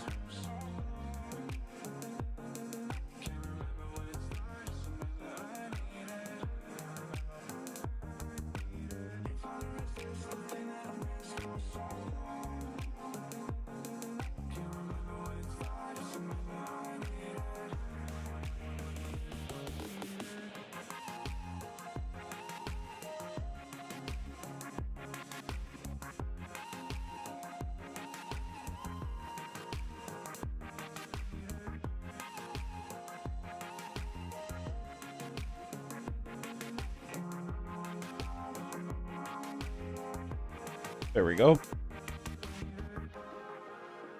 This was disabled because it turns out we didn't need it. Enemy table. Campaign entry. Okay, I think we're good. And then we have this, which is the old enemy table. Oh no, this is the actual enemies. This is the enemy's data module. This is the actual enemy data. And then the enemy data table is something else. Right? So we need to also initialize this, I think.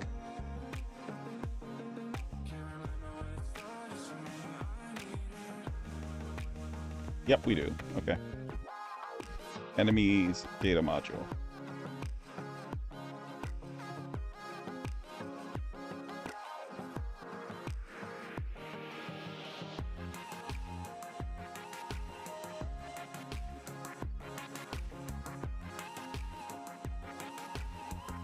I think that's it. We don't need to initialize cards yet. We're blocking this off. Those are the, remember when we started the game, you saw those 3 things pop up? That's basically what this is going to be in the future. So we're not going to, when you click those, what it does is it's going to send to the server which one you clicked, and then the server will just validate it and then apply it server side to your character. Then your character will just see the effects of you having clicked it. None of it lives on the client side after that point. It's part of how it's supposed to be designed. But that's next. First, we want to get this part going, because once we get spawning and enemy movement and stuff like that and all this other good stuff, that's a big hurdle. But anyway, I don't know if things are still broken anywhere. We can check world, I guess. We'll find out now. Try to rebuild. Publish.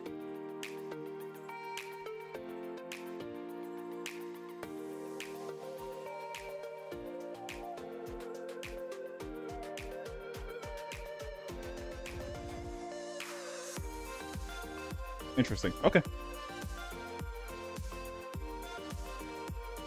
It published perfectly fine. We're going to also need to tell, I guess. Let's just do it just to be safe.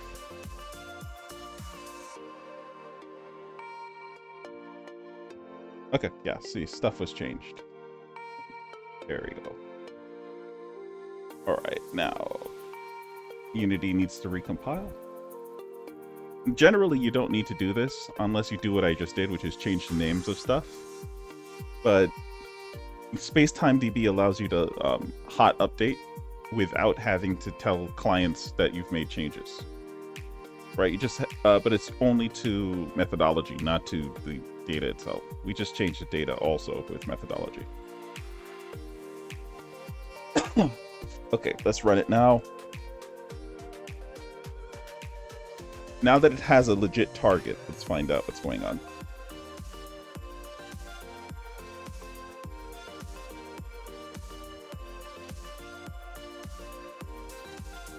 Okay, it sent me back an address. This is good.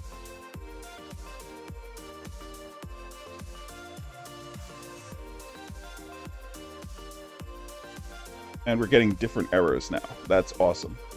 But this is good. So this is the embark code that we sent. We got back the same embark code from the server. And then we do the insert A over here. So, oh, whoops. You know what we forgot? We're using our own pooler. So we forgot to implement our pooler into the actual prefab. So let's do that real quick.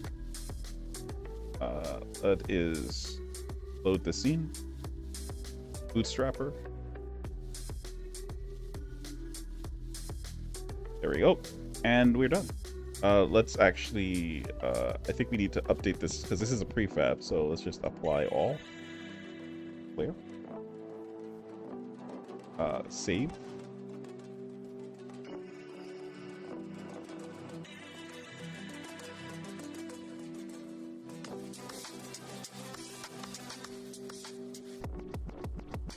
there must be a lot of stuff to save in there. I'm not sure what it is, but it's doing its thing. Go back over to this. Hey, Serrano, welcome in. Bless you, and jump. Sure. I'll give you something to jump for. Give me 1 second. Where are you? Sorry I wasn't able to stick around. I really hit a wall because I was trying to figure out certain things, and I couldn't without the other developer, and he just didn't respond.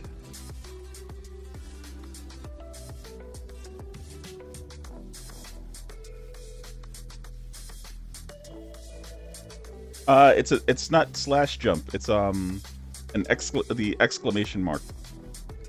So shift and 1.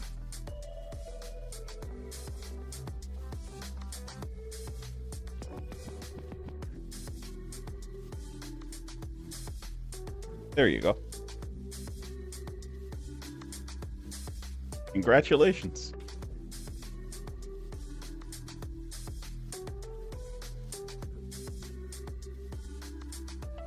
Let's see. All right, so we know. What was our error again? Click. So we know that the error was related to the bootstrapper not having the pool manager on it. So we just added that, and we will. I could have sworn. Is this our pool manager? Let's just make sure about this, because I think the game already has a separate pool manager. I don't know what it was named. This does not look like our pool manager. No, this is not our pool manager. I don't know what this is. This is not us. Good thing we checked.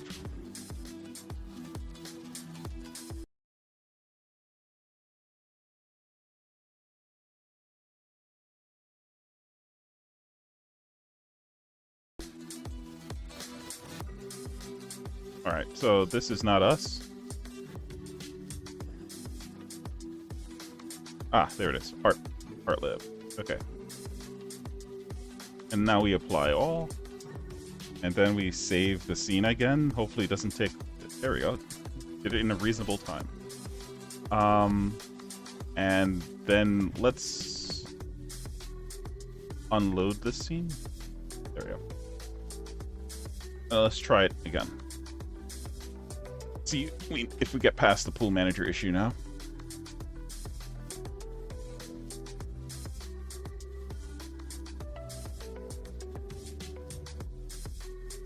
Awesome.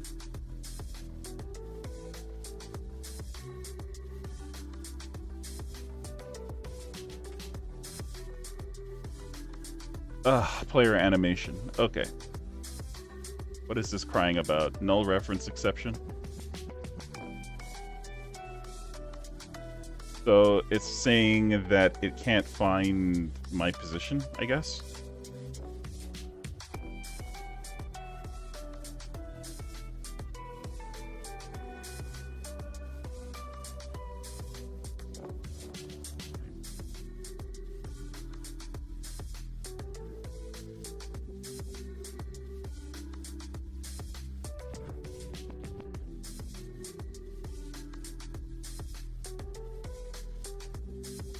Okay, so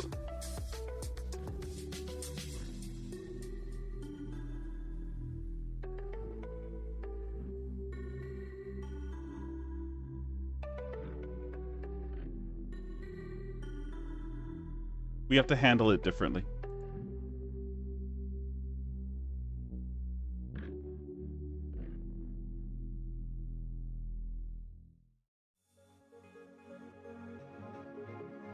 What? Why are you giving me... Oh, wrong area. There we go. Okay. I was like, my pool manager should not be giving me any problems. That is like code that I'm absolutely sure of.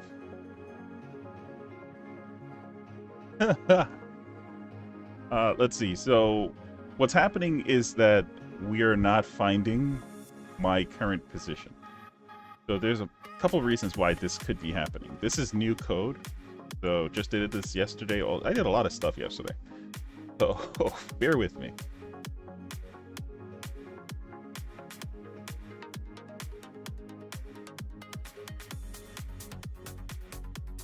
Question is, what ID is this? When is it set? So I try to keep this. So here's another design principle for this that I'm hoping will pay off dividends in the long run.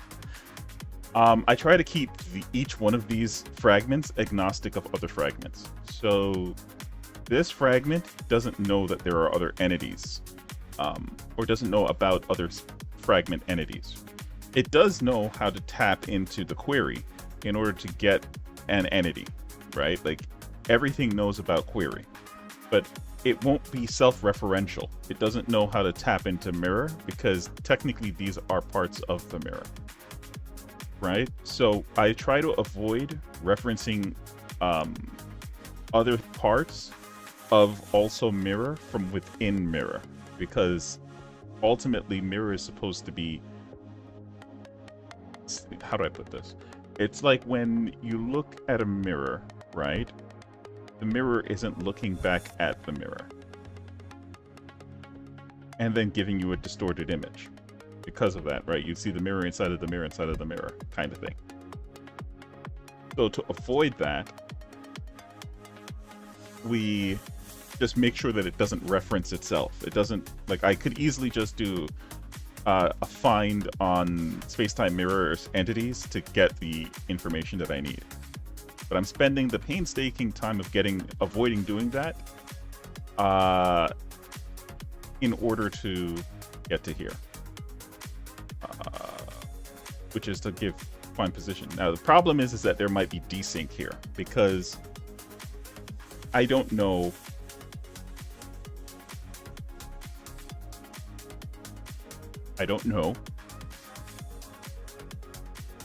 So here's the thing.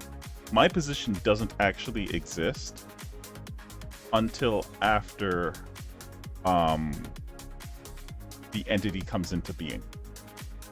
As part of the entity coming into existence, but it's weird for the player because the entity for the player always exists. The entity for the enemies and particle effects and all kinds of stuff, that can be instanced in. These should always exist, but just not this one. This only comes into existence when the entity enters an instance, or is in an instance that has a value to it. That makes sense.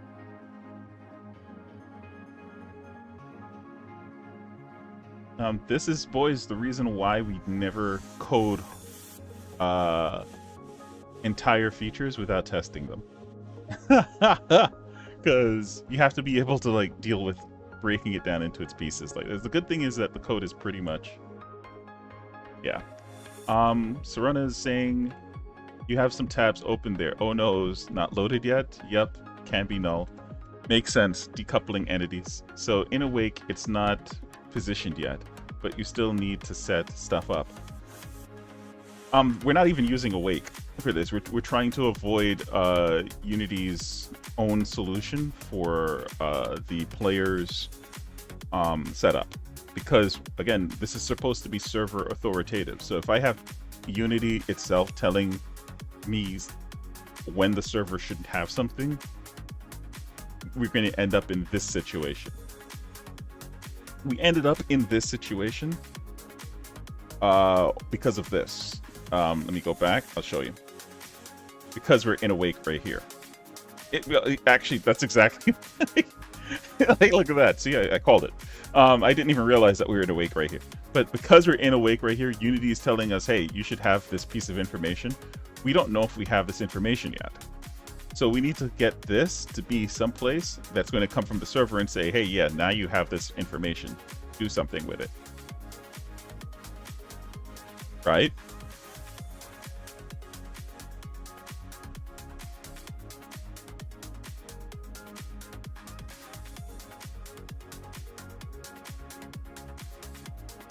So the easiest way to do that is to make another method that's going to listen for when the server is updating the positions.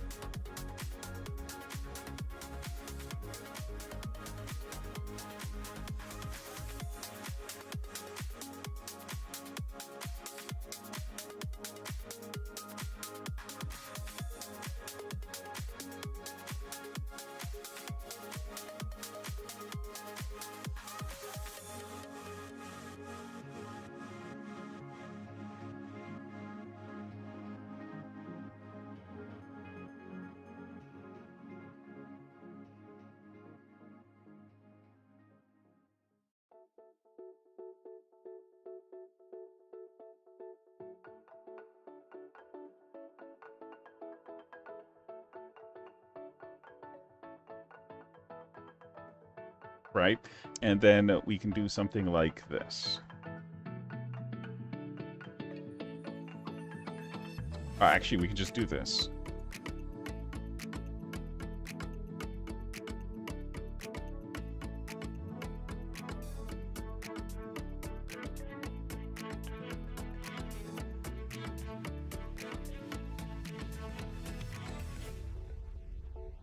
Right? The position that's going to be coming back from this should always just be the position that this wants to listen to.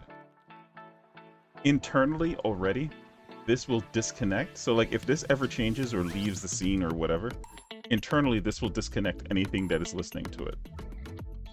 Right? Even though, you know, because it's just doing that on space-time mirror. So over here, what we want to do now is we want to listen for I think it's going to be under, yeah, position. Where were we? I think it's SD positions. Yeah, there it is.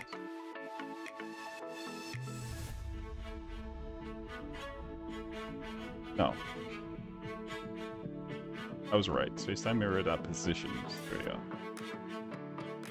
Ah.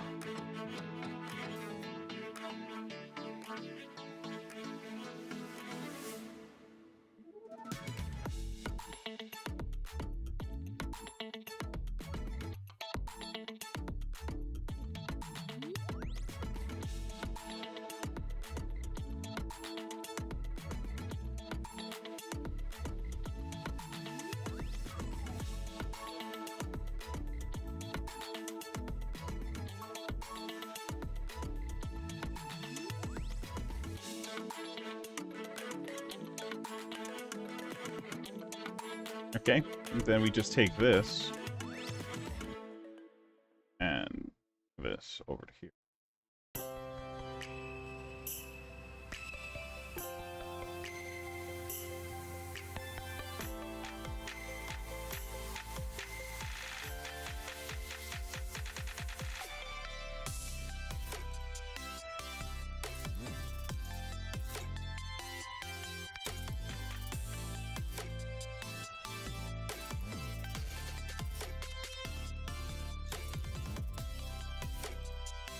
Okay, and then that part that when we're adding find my position, it does this. So whenever we update this, we'll also do on inserted my position, invoke, and we'll pass in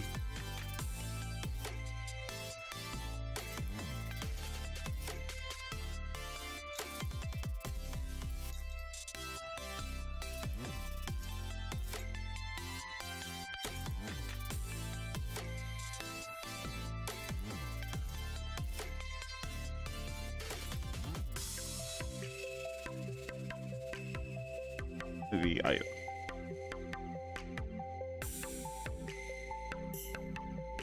Okay, let's put a debug here just to be sure that we're actually doing it.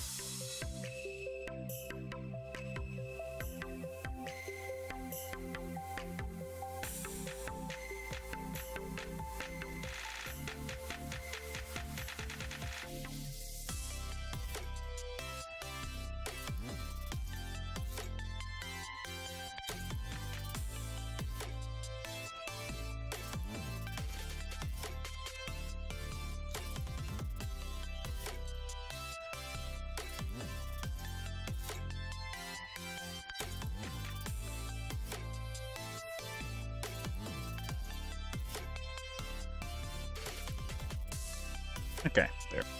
So we're gonna have to replicate this for the rotation and the scale, but that's it.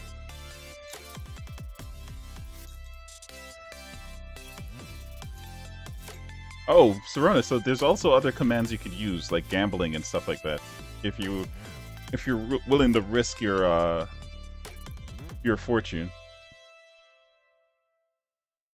I think it's exclamation mark gamble. I've seen it happen enough times. I should remember it, but I don't. All right, so let's try it again.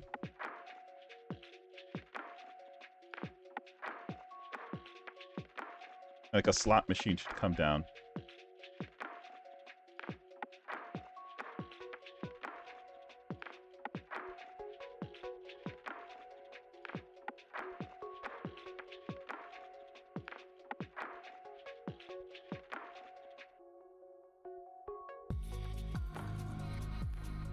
Weird.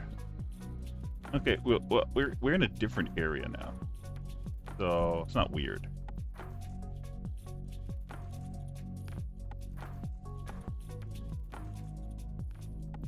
Regardless, we can assume that that stuff is working. So let's move over to here. So this is a not implemented exception. Yeah, so that means that we should go to the player entity and implement this. So this is a good thing. This is telling us, hey, you still have a little bit more work to do with implementation. But where is the player entity script?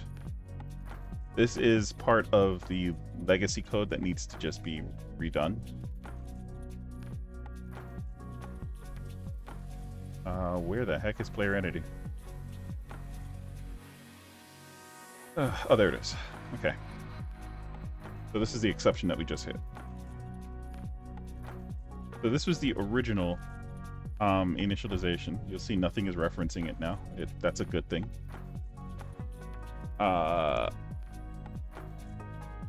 So yeah.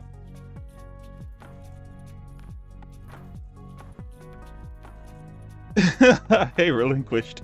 Relinquished is the owner of the legacy code, Serona.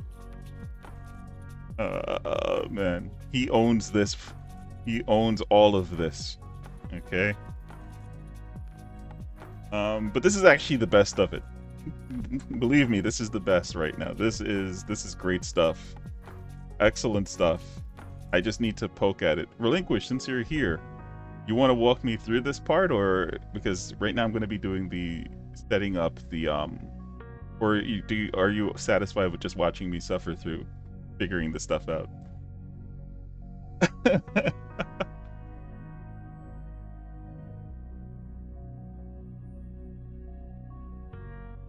Don't worry, Serona, it's okay. He's got a sense of humor.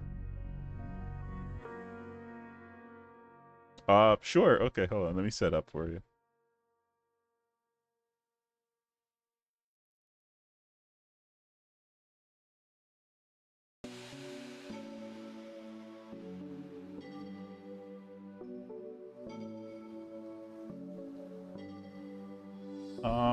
Where is my Discord? Somewhere. There it is.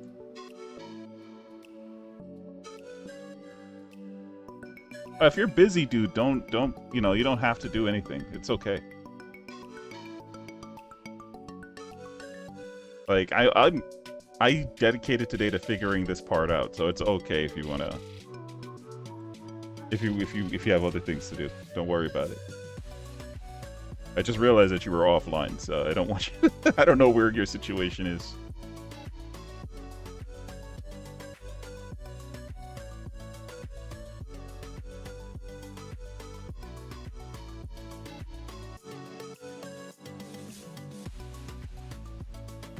Okay, so the very first thing is that we're going to be creating, so we don't want, so if you look at this, what happens here is like we have player attack, right? Well, this is actually references. Stuff like this. Like shields, right? We don't want to do things like this anymore, where we set values on the client side.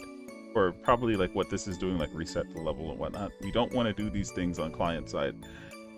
So what's going to happen is we're going to create a, or not create, we're going to try to grab the this data from the server. We're going to store it somewhere up here in the form of an ID. And then every single time any of these are going to make a reference to something, they're going to try to target that ID to get its information. That makes sense. So factory objects, Right, so factory object should have a server ID. So hold on. There it is. Okay.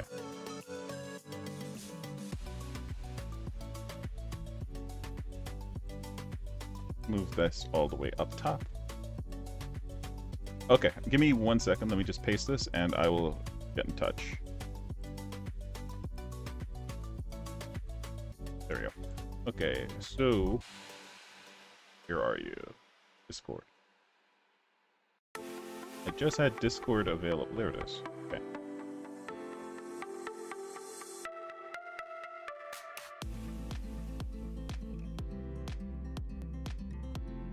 Okay, can you hear me? Yep. I'm gonna turn off or down the music because now you're competing with my music. I'm too loud or something? No, my music is too loud. Okay. 1 sec.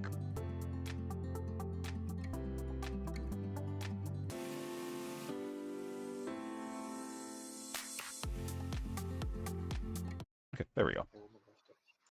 All right, sir. Good morning or good day to you. Good day.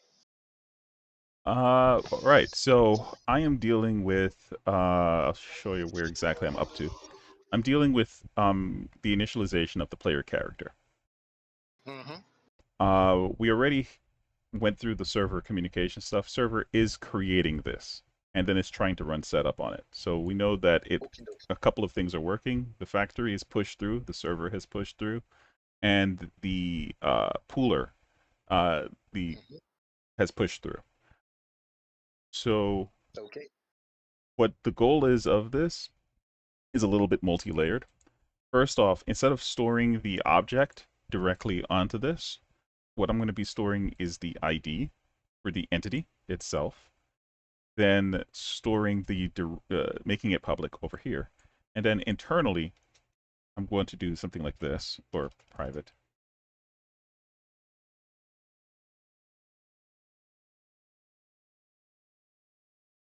Right? Which is going to be something like it's going to be targeting the mirror.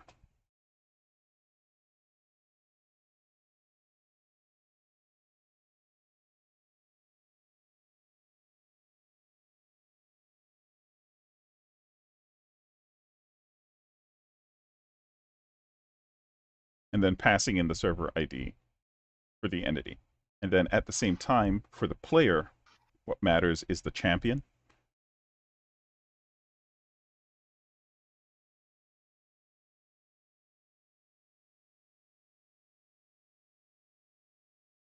You can do something like this.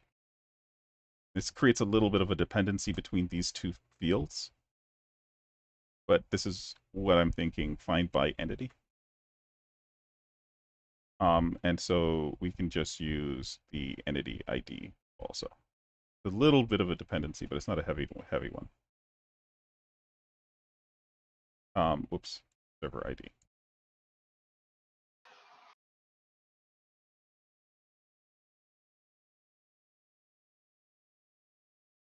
Oh, we need to tell it. So now champion should have all of the information that the rest of this should need to use for like stats. Mm-hmm. All right. Cool. So that's where we are. So help me out. What should I do from here? Okay, so we want to initialize the player, right? Yeah. Let's look at it a bit because I haven't looked at it in a while. Okay. Okay. So first off, I'm going to move the champion because we can immediately call champion by just getting this champion that was selected here. Like we could do that also. Right? Like that's a thing. But I'm not sure how reliable this is. I don't like doing it this way. I would rather do the champion that got passed back through the factory. So let's do it that way.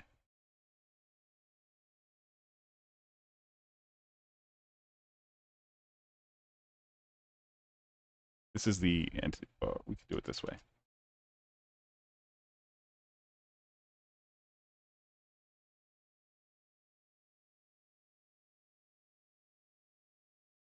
Um,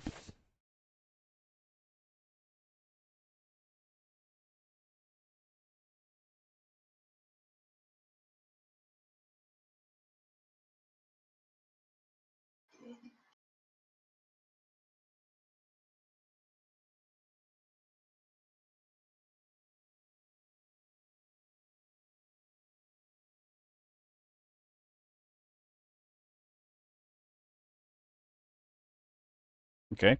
So this will give us access to the entity proper. Okay. Uh, that means that then we can do something like this. We just made it. What was it called? Server ID.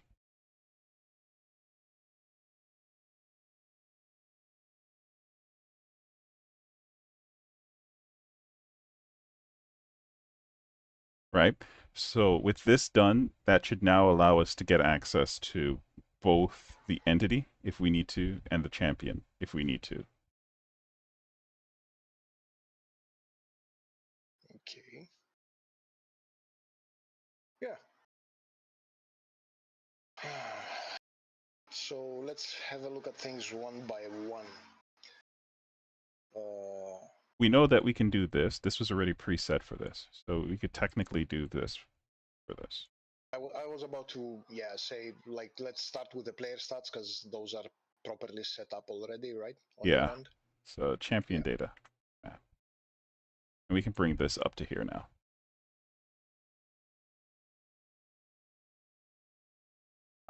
Do you think these can stay the same? Because this is visualization. This is visual stuff, right? There's no real data being passed through here.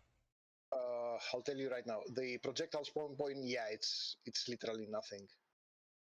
It's Uh, red for some reason. Oh, play there we go. projectile spawn point is just it's an empty class basically. This I is just useless put it on a now, or ball. is this still useful? This is the actual stats, right? Is that what this is? Yeah, this is just me initializing to an empty array. What? If you do the initialize set, you don't need this anymore, I think.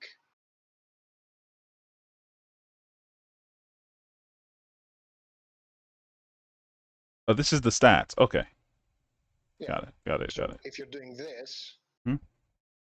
you don't need that line. I don't think it's necessary anymore. Probably wasn't to begin with. It's just like a thing. No, no, because if this is null, then this would not fire off. So we need this, I think. Then shouldn't that be inside the initialize set method?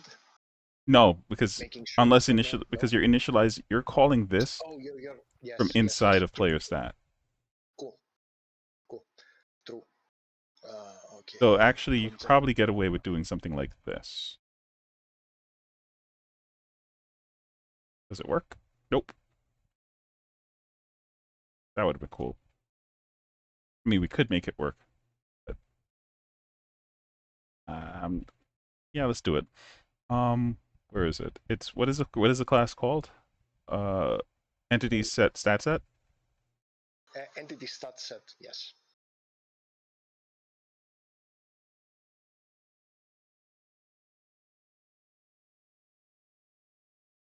and champion data. Then we can just go into here.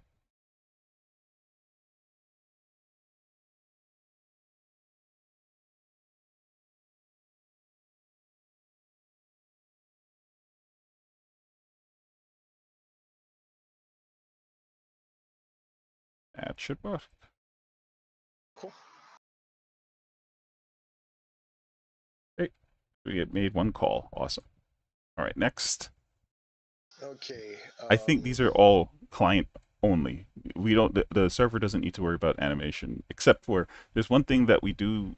So I'll show you what I was doing with the animation. So you, because you almost spazzed out yesterday. You mentioned it. Um, so Yeah. basically, You kind of scared me, to be honest. all I did was just try to hook in this because I'm trying to override uh, your what's happening in fixed update over here. I'm not sure why you threw animations into fixed update, bro, but you do you.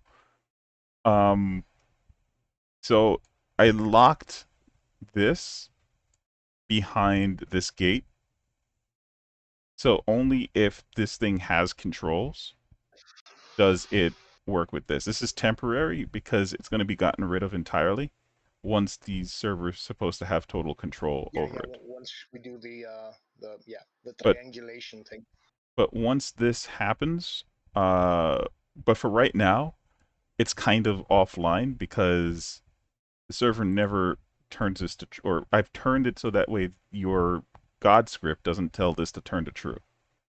Hmm. So what's actually happening instead is we have this call, which is hooked in over here for positions listener, which I is see.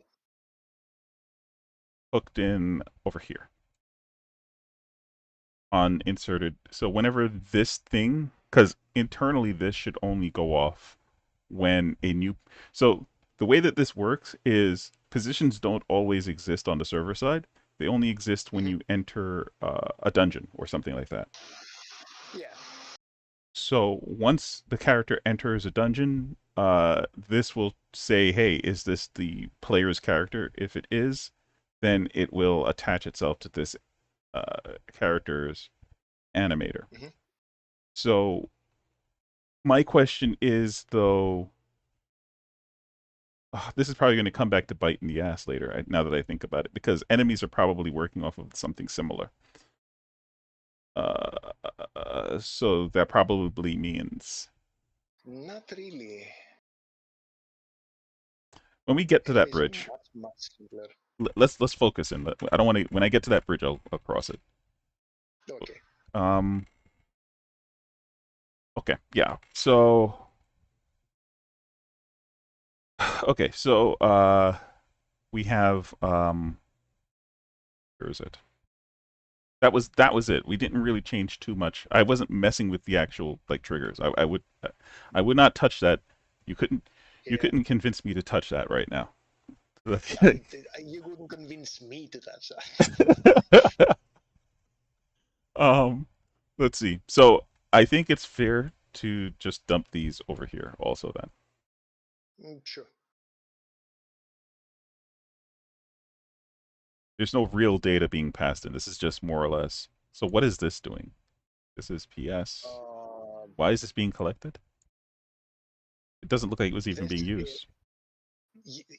in some cases it's just past like on the next line.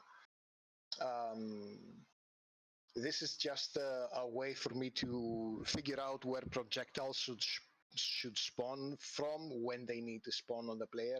It's just a positioning thing, so they don't spawn inside the player. I understand, but it's being collected here and never used in this method. Like I just Okay, pulled it out and so nothing broke. did I replace it? I did with projectile spawn point. Yes, I did. It's useless. You can delete it. Doke. All right.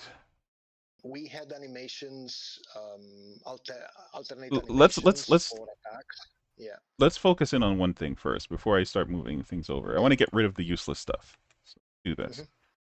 We need to figure out what's not being used anymore. So this is Okay. not going to be used anymore. We're not going to be using player data. That's let's start with that, right?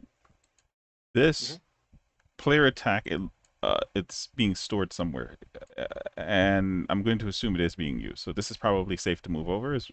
Or is there something else that's influencing this now? Something. No, it doesn't. Once it's created there, it doesn't change. Okay. Once it's set, it's set. I think we can get rid of this. This was me testing stuff earlier. Oh, Okay. okay. So then we have this reset level. Does this even work anymore? Reset level. What does it do? I don't remember. I'm looking at it right now. It's just the initialization for XP, current level. La, la, So la, la, you la, la, pass la. through the player entity, and then this has player campaign level. Oh, I think this is probably the map itself. Is that what this is? That's player campaign level is the leveling system once you're inside the game. So it's not your character. It's not the actual champions. This is No, the no. thing that we get to This is see. yeah. You get the XP while you play, and you get your cards. That level is this. Okay, I'm gonna make a special note about this. Is this exists? Um, this exists and it shouldn't exist here. So we're going to, because this is more the map. This is map related, not player related. Like it influences the player, but everything on the map influences everything. But Yeah. this is not supposed to be here anymore, I think. Yeah, I believe it can be pulled out. Yeah. So let's make a note for that.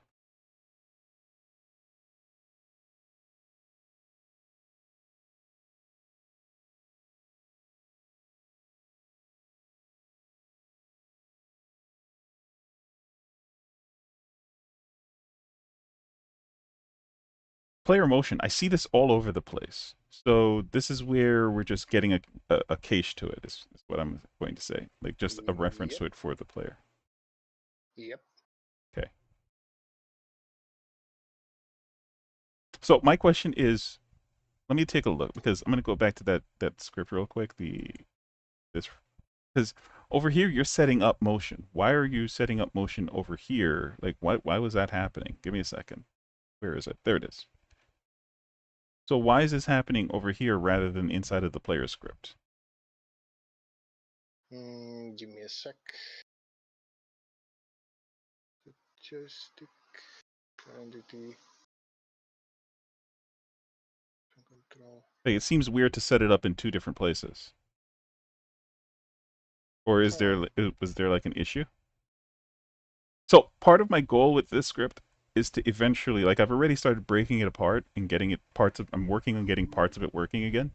But the one of my goals with this is is after I've done what I'm doing right now, which is to break the code from being those monolithic blocks to being separate, contained pieces of what they're supposed to do, is then to take these pieces out and put them where they belong in the code base.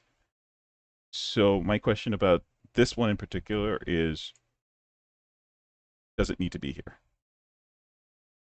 I'm opening up Unity as well to have a look. Okay.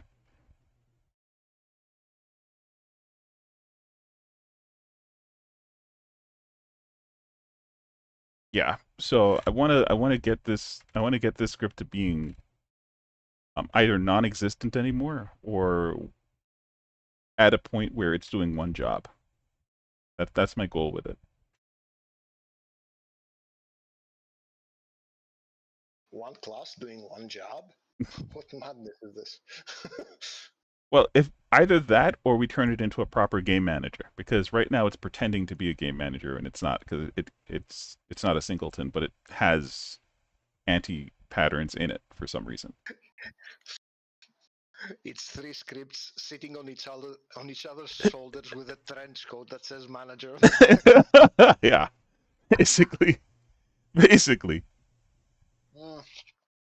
Okay, game controller. Let's see. That would be here, and that would be there. Right? Because I could understand like joystick being here, I guess. Right? Like that kind of makes sense. Yeah. But even then, it's pulling like you do this, for example, but then inside of the player, you're doing this again, the get component. You get what I mean? Do I do it twice there? Yeah, we just looked at it a second ago. Let me go back to the player controller. Player entity rather. So like here, you're doing it again. Okay. So my question is, if these things keep on getting you keep getting get component on these things in different areas, and it's all in sequence. So it's like get component, then down the line get component again, and it probably is happening in other places. Could we just do it? Can we just get that once and then put if by just putting these in the right places? Okay. What's stopping us from doing that? and then the player entity. Just give me a sec. Mm-hmm. Initializes goes in manager.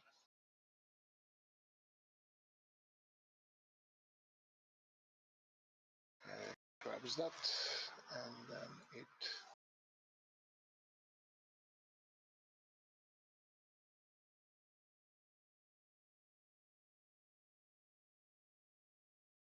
that's it.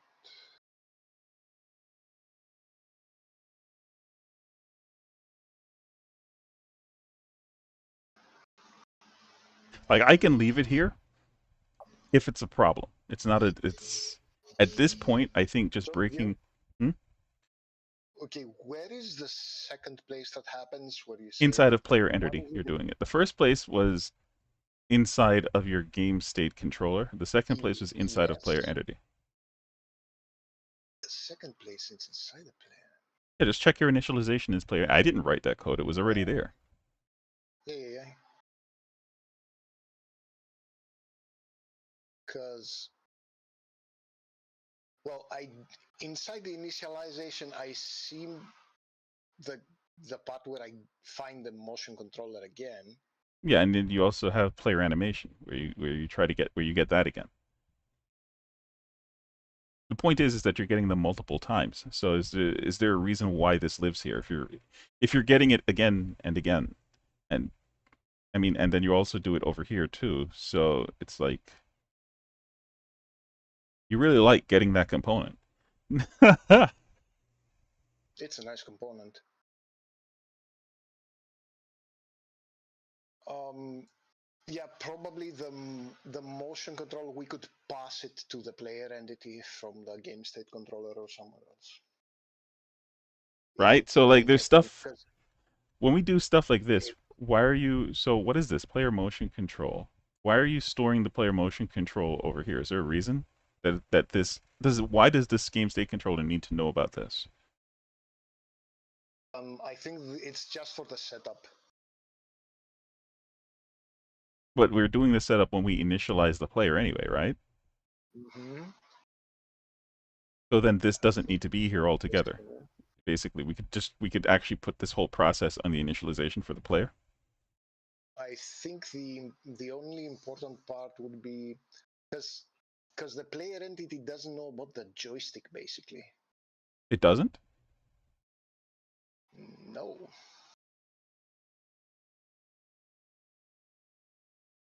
So the player entity doesn't have access to the whole input system because it's not supposed to be doing the movement. Like the motion controller cares about the joystick, not the player. Sure. The player entity. But the Um, initialization part, I think that was just a bad way of doing this on my behalf, like passing down data, and that's why I got doubly made. okay. Um, So are you check. even using this? Let me see. I don't think we're even using this. We just get the component and then we never use it. So maybe we can just get rid of this altogether. Maybe actually here is where we should get rid of it. Player entity could be. Let me check. Because I see you get it, but then nothing broke when I moved it. So maybe we can get rid of that also, the reference.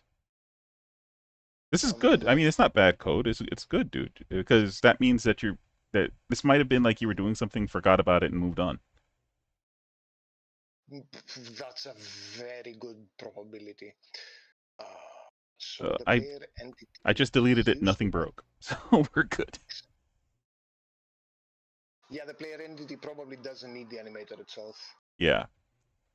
Okay.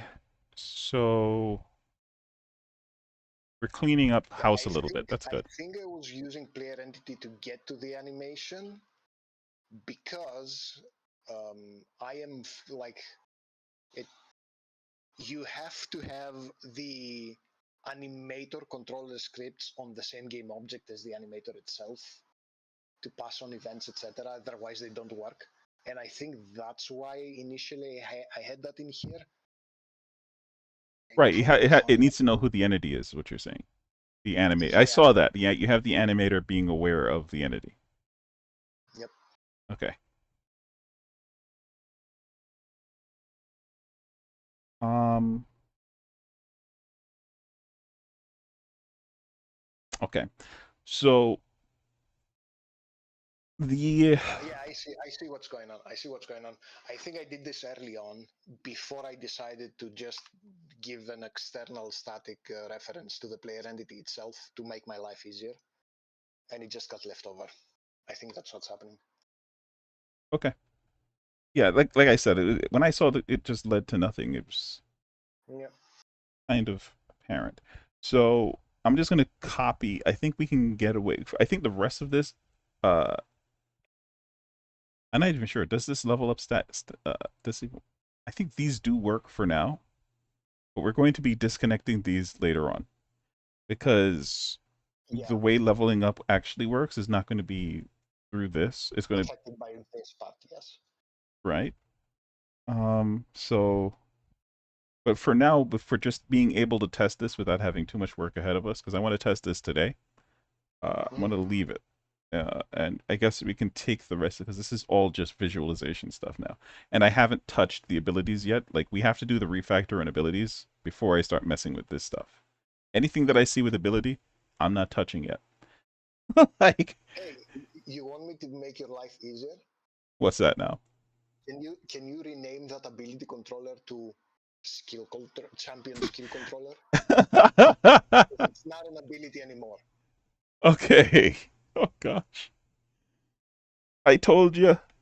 I think the easiest naming solution for you guys would be to change it to either active or passive. That's it. The So cards are okay, then passive. The abilities that you get that you activate on the right are active.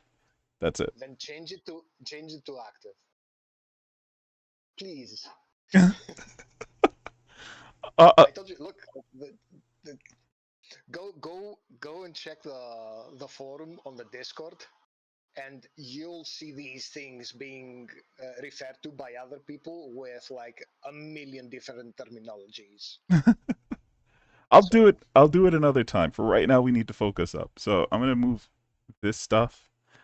Uh, Player data is not necessary, or hopefully won't be necessary. But I'm gonna just copy paste this stuff out.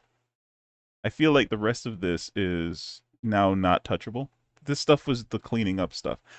Before I do this, is there anything else in here that you think needs cleaning up, or are we good to go now? no, the material is just What the is this? colors. This Oh, I don't it's think. it. What the material? No, the applied gear effect. That's part of the stat set. Yeah, I don't know if it's still working though.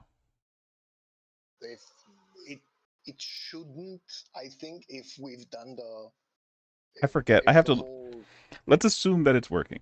So I'm gonna just bring it over. I'll double check later on the server to see if the server is the one taking care of that, or if it might be that the server. I don't think. I don't know. I have to check the server. this is part of the player stat set initialization Yeah, technically, because it should be that's where all the effectors get applied to the stats the player has right. is on. The thing is, So all the items and the talents. I think the server is reading all of the equipment and applying stats there. I don't know if Yeah, it's also doing it here. Right? So one of if it these does, places it's might gonna be not be happening doing it. twice. Yeah. Or they might both be doing it. I don't know. I have to check. um So I think that's it. we'll Let's run the did you game. see that? Okay, the player stats, the level up stat set thingy that takes care of the taking the real level of that specific champion, like the one you upgrade in the UI. Okay. So this is the yeah, this shouldn't one of these shouldn't be here, and I think it's this one. This one needs to go. Uh because this is dealing with the map. This is not a Yeah. level that continues. So um we'll deal with that later on. But I'm pretty sure that the server is doing this part. I'm pretty sure about it. Let's test it out. Let's see what happens.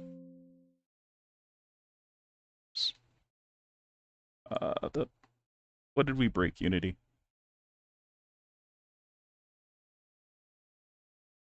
Nothing. Awesome. Wait, what are you warning me about?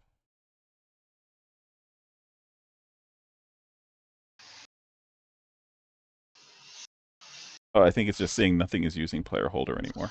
That's true.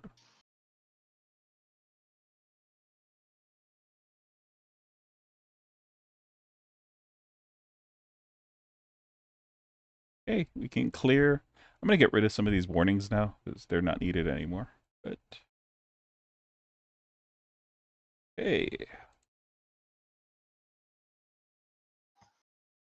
so we embarked with that address, and we come back, and we have no wildcard asset, and some index was out of range. That's where it We're ended. still looking at This the is the ID. is this the UI manager? I don't know because I'm looking at code. Oh, yeah. I don't know why it didn't show my one sec. No, it should be. Oh, one sec. This is my OBS being silly. Good, good, good, good, good. Yep, OBS. There we go. I don't know. I spent this morning trying to fix it, and it's doing its own thing. So let's run this one more time then so you can see it. Yeah.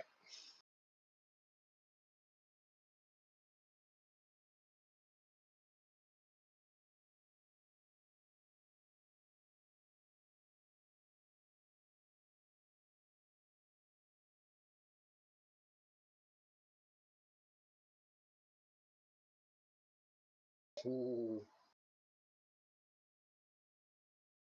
Okay, there. So we did the embark. We got the actual address. I've already verified this. This part is fine. When we come back with a good address. This should be the same address that we picked here. This is, of course, the campaign data. And then we do the insert here. So now, when we go here, we're seeing that the object reference is not set. What object are we talking about?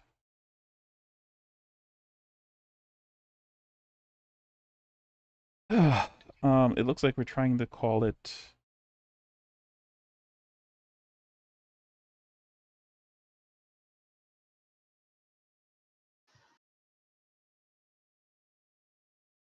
From the factory.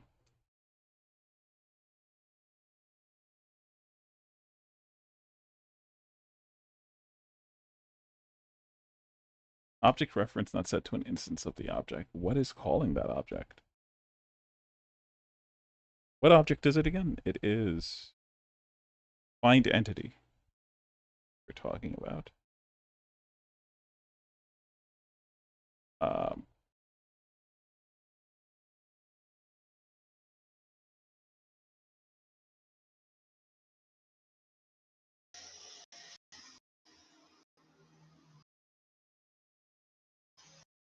okay. So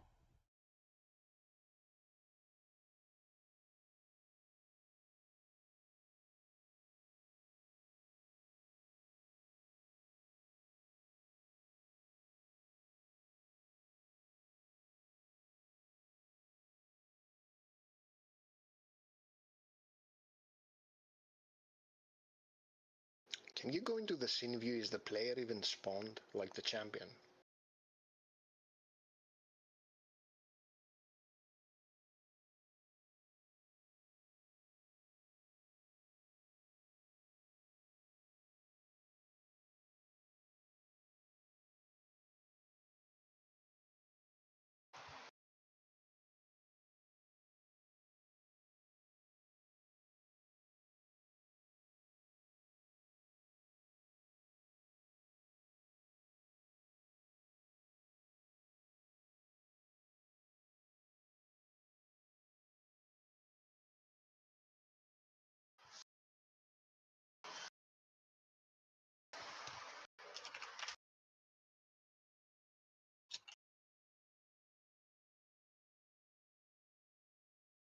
Okay, so I'm going to probably be streaming a little bit later today, um, because we're having some technical issues and some other things are coming up. So I'm going to take care of some IRL things, and then I'll come back Yeah, and hit this.